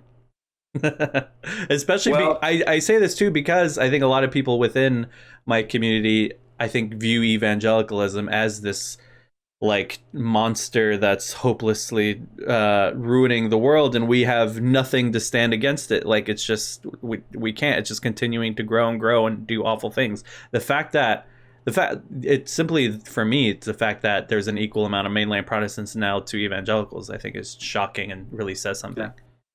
It does. I mean, and more people need to be talking about it. Yeah. And asking why that is. Also, I've heard I completely forget the percentages now, but what was it? I think it's like it was either 1% or 5% of Gen Z says that they have a Christian worldview. Which That's is pretty low, Damon. That is low.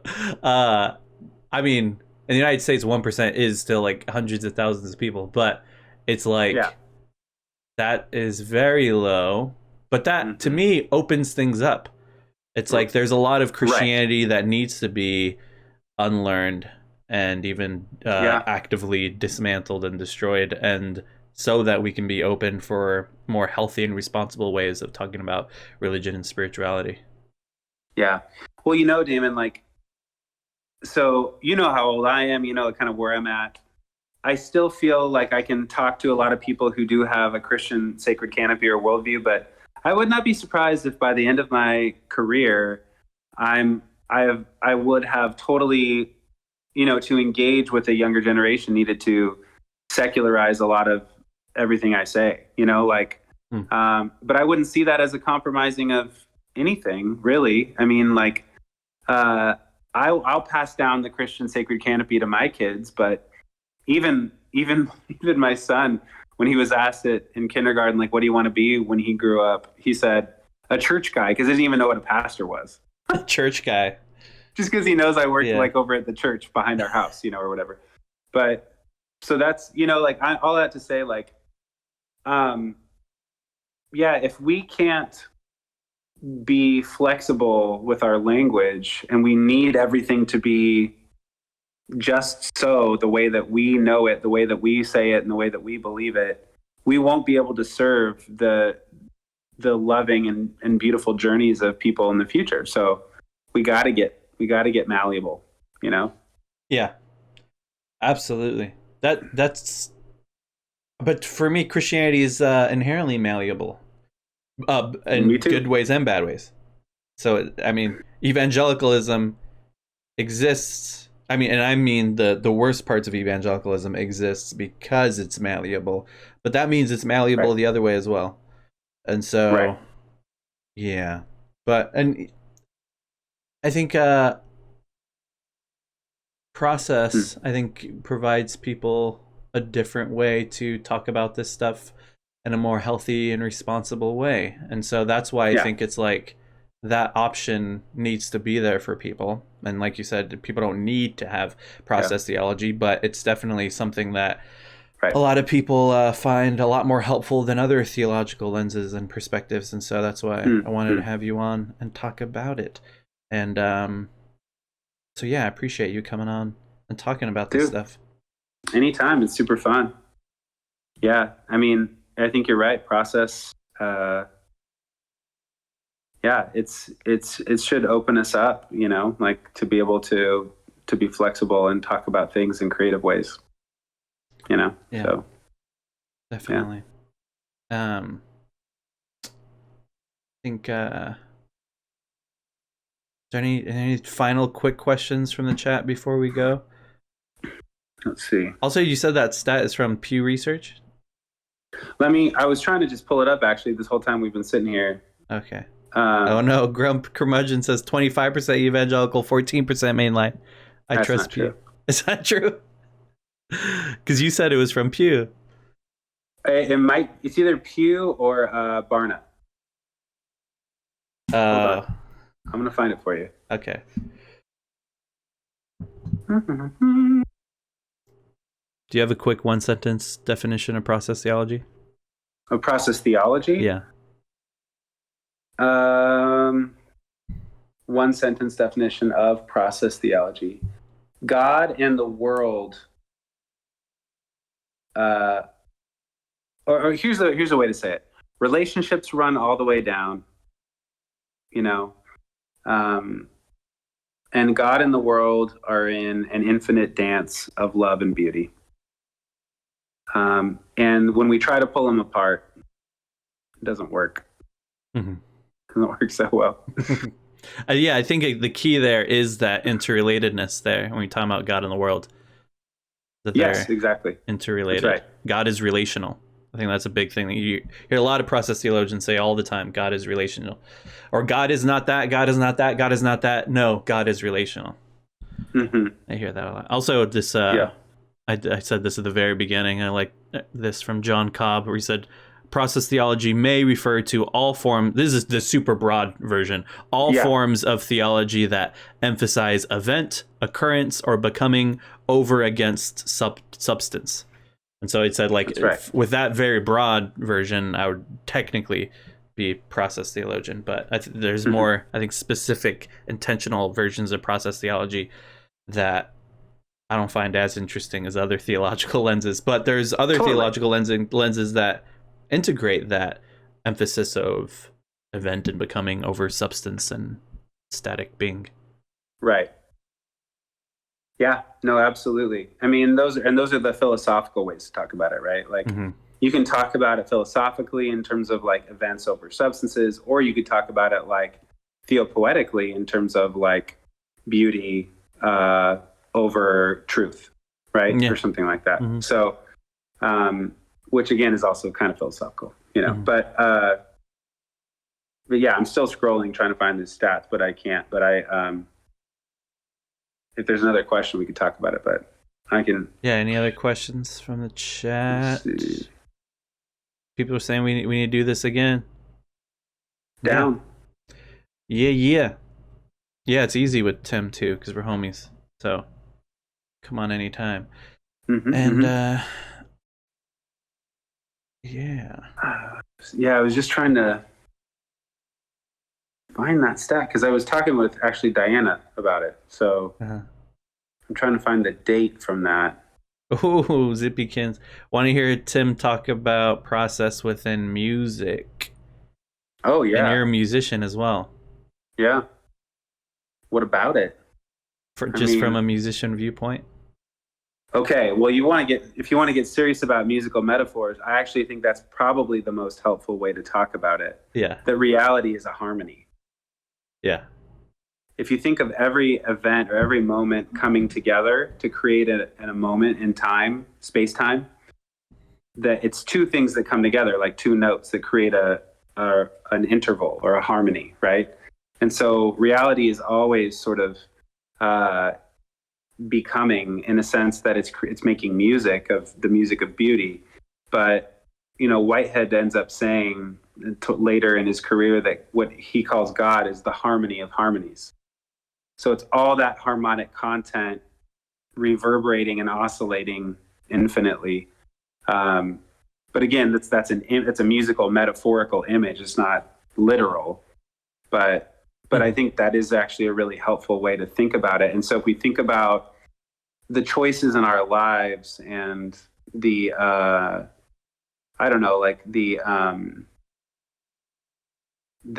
the moves that we make for beauty or for love as playing a note on top of reality, which is a score that's already been laid down, right? Like it's some kind of improvisational jazz almost.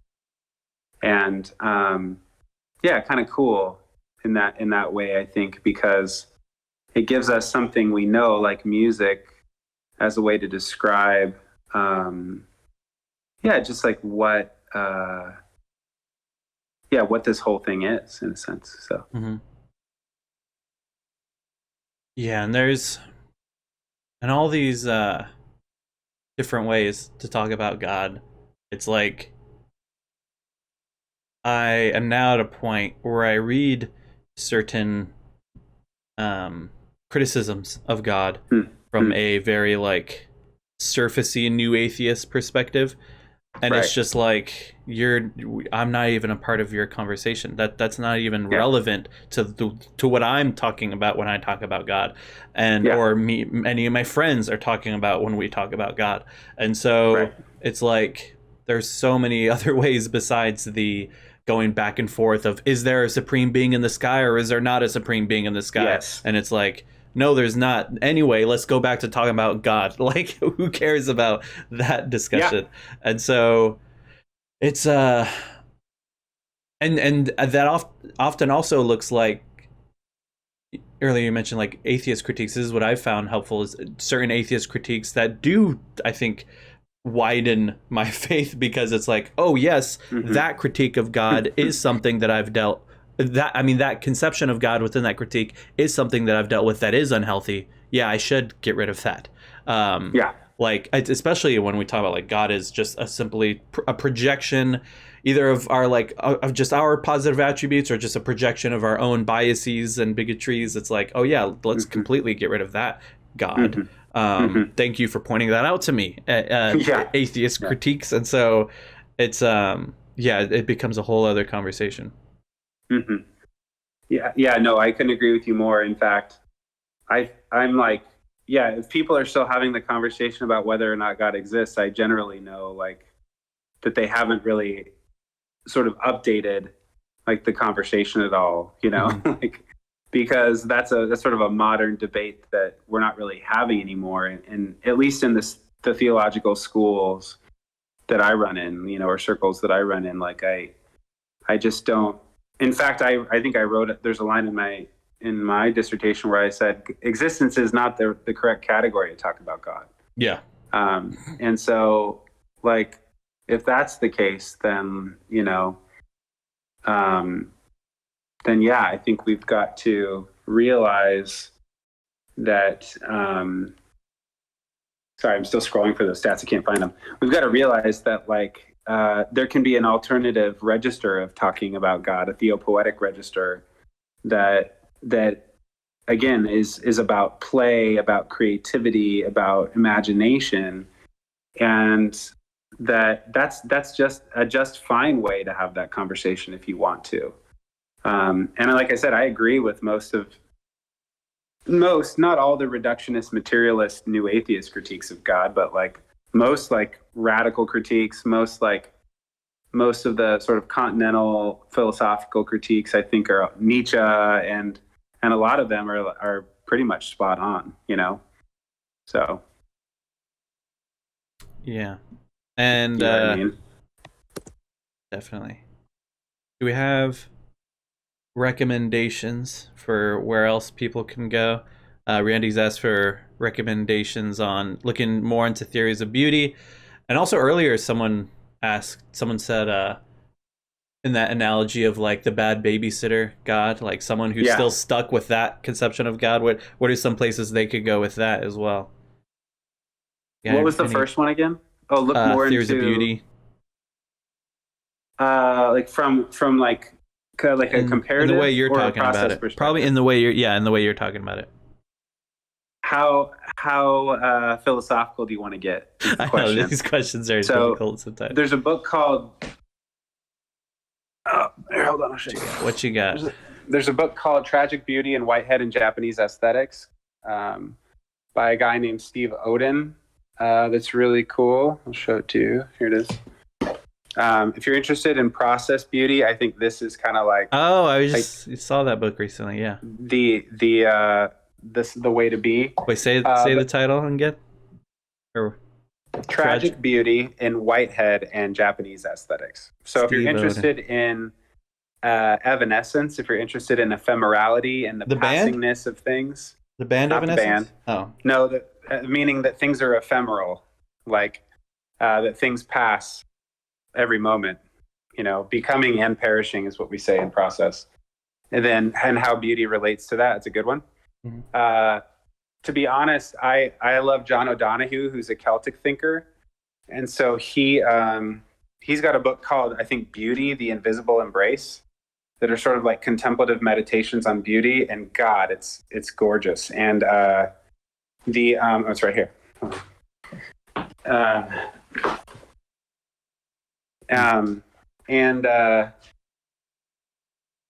He deals a lot again with beauty and death in this, in a way that kind of like teases out the relationship between beauty and death that I as somebody, again, having encountered my own mortality, has been really meaningful for me. So there's a couple there. What about people who are still struggling with the bad babysitter God and looking for other ways to get out of that? Like they personally are struggling with it?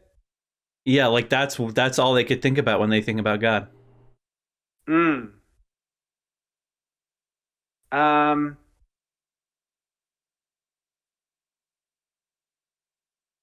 I would say,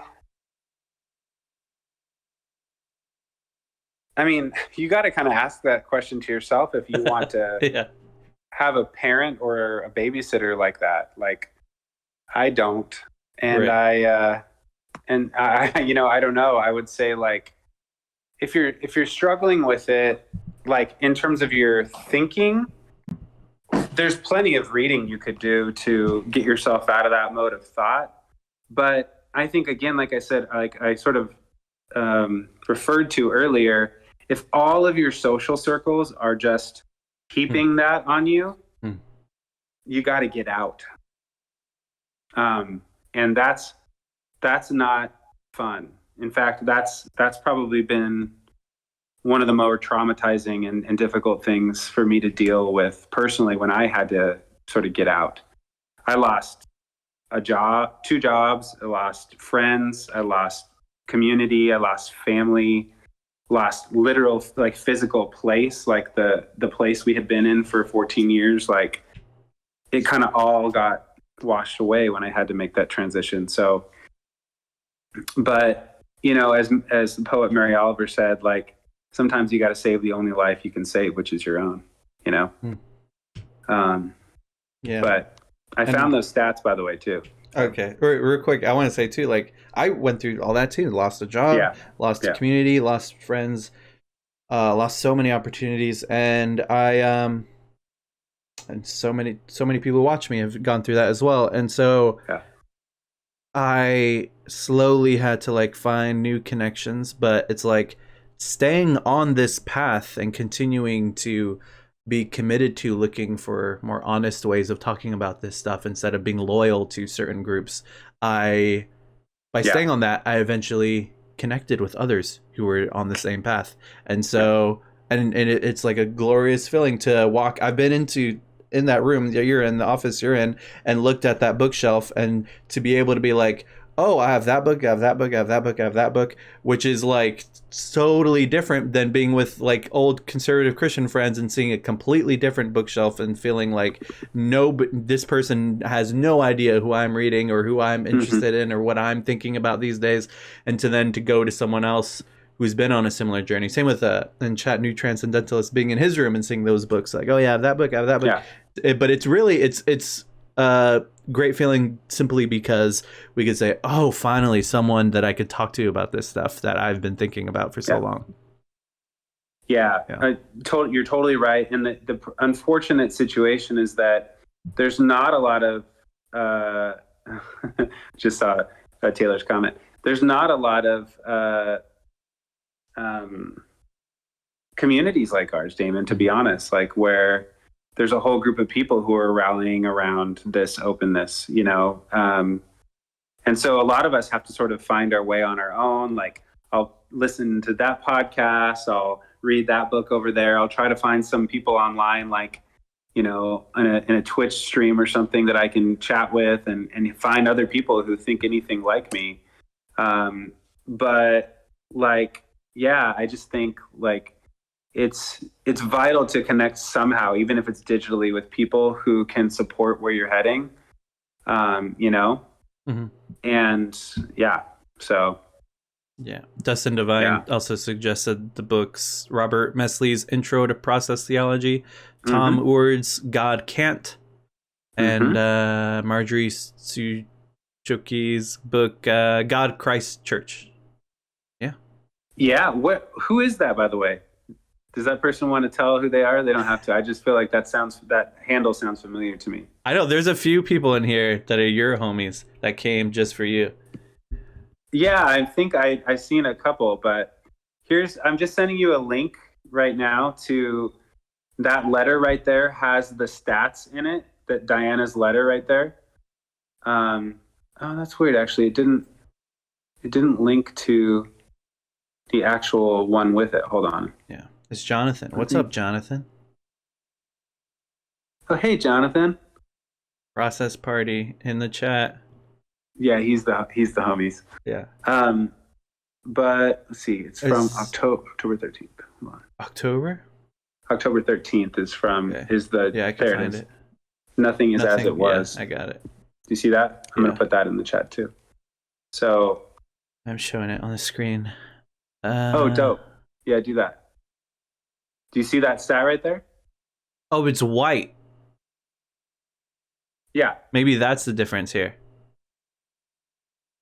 Because we're saying mainline Protestant and evangelicals, but this is white. So it's 15% for both for white. Yeah. Right. So right now, I think someone said in general it's 25% evangelicals, 15% mainline Protestant, but if we're just talking about white ones, it's 15 and 15. Well, it can't be 15 only because that would mean that there's literally no Protestants, mainline Protestants who aren't white. But that could be close to true. Maybe that says something. But we talked about that. But yeah, isn't that? I mean, this was around the voting block, like I was kind of saying earlier. I should have qualified that by saying that it wasn't just evangelicals, but white evangelicals. But like, if you look at that, that's fascinating. Yeah, it is. Absolutely. Ednaldo's in the house. Cool. Who's in the house? Ednaldo. Oh, hello, Ednaldo. Final question. Brentward Cat asked, what spiritual practices do you practice as a process theologian? Who asked that? Frontward Cat. Frontward Cat. Pretty much, I would consider myself sort of in the contemplative tradition. So centering prayer from a Christian perspective is one that I like. A lot of my journey is sort of going on walks in nature and trying to cultivate inner silence. And I'm big on, like I said earlier, sort of this like unplugging from thought, which, like there's this Merton phrase I always carry with me that says like, the more we misunderstand the phenomena of life and the more we analyze them out into strange finalities or conclusions and complex purposes of our own, like trying to make meaning out of everything, the more we find ourselves like entangled in sadness, absurdity, and despair. And so for me, part of my contemplative practice is to just be with beauty, to not analyze my life, my thoughts, my emotions too much. And to, it's kind of a Christian practice of detachment, like what Buddhists would call detachment in a sense, so that I can be with not only the beauty within me, but the beauty all around me. And sometimes I'll do repetition prayers. Like when I pray, sometimes it's just Christ our life, Christ our breath, Christ our sorrows, Christ our loves, Christ our death. And you just keep going. You just start over, but,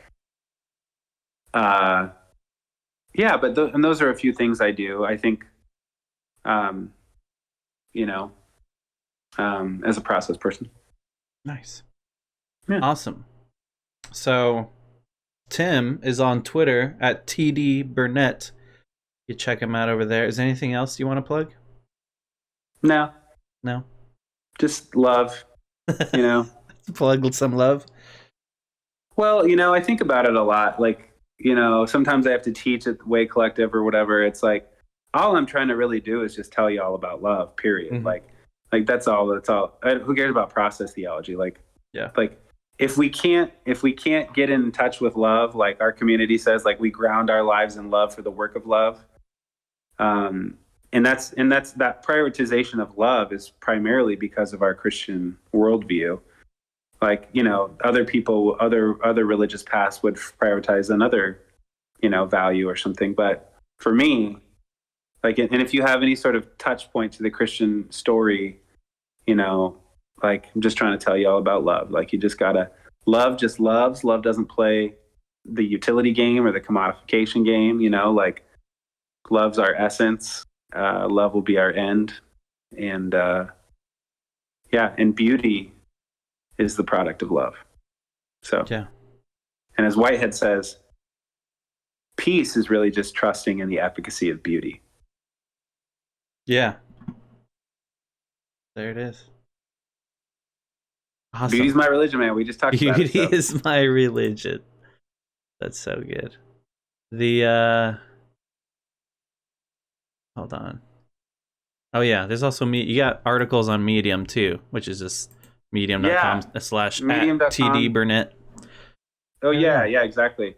And that one, like I said earlier, on Where's God During the Pandemic, I mean, that again, you're not going to get, you might need a little bit of just realize there might be some philosophical engagement there, but it's still poetic enough, I think, that the people would understand it, Yeah. Awesome. So thank you, Tim. Yeah. Thank you, Damon. Thanks for all you do, man, and all the beauty you bring to this digital space, and how you love your community here. It's pretty beautiful. So awesome. Yeah. All right. We'll talk later. All right, my man. All right. See ya. Peace. Bye-bye. Bye.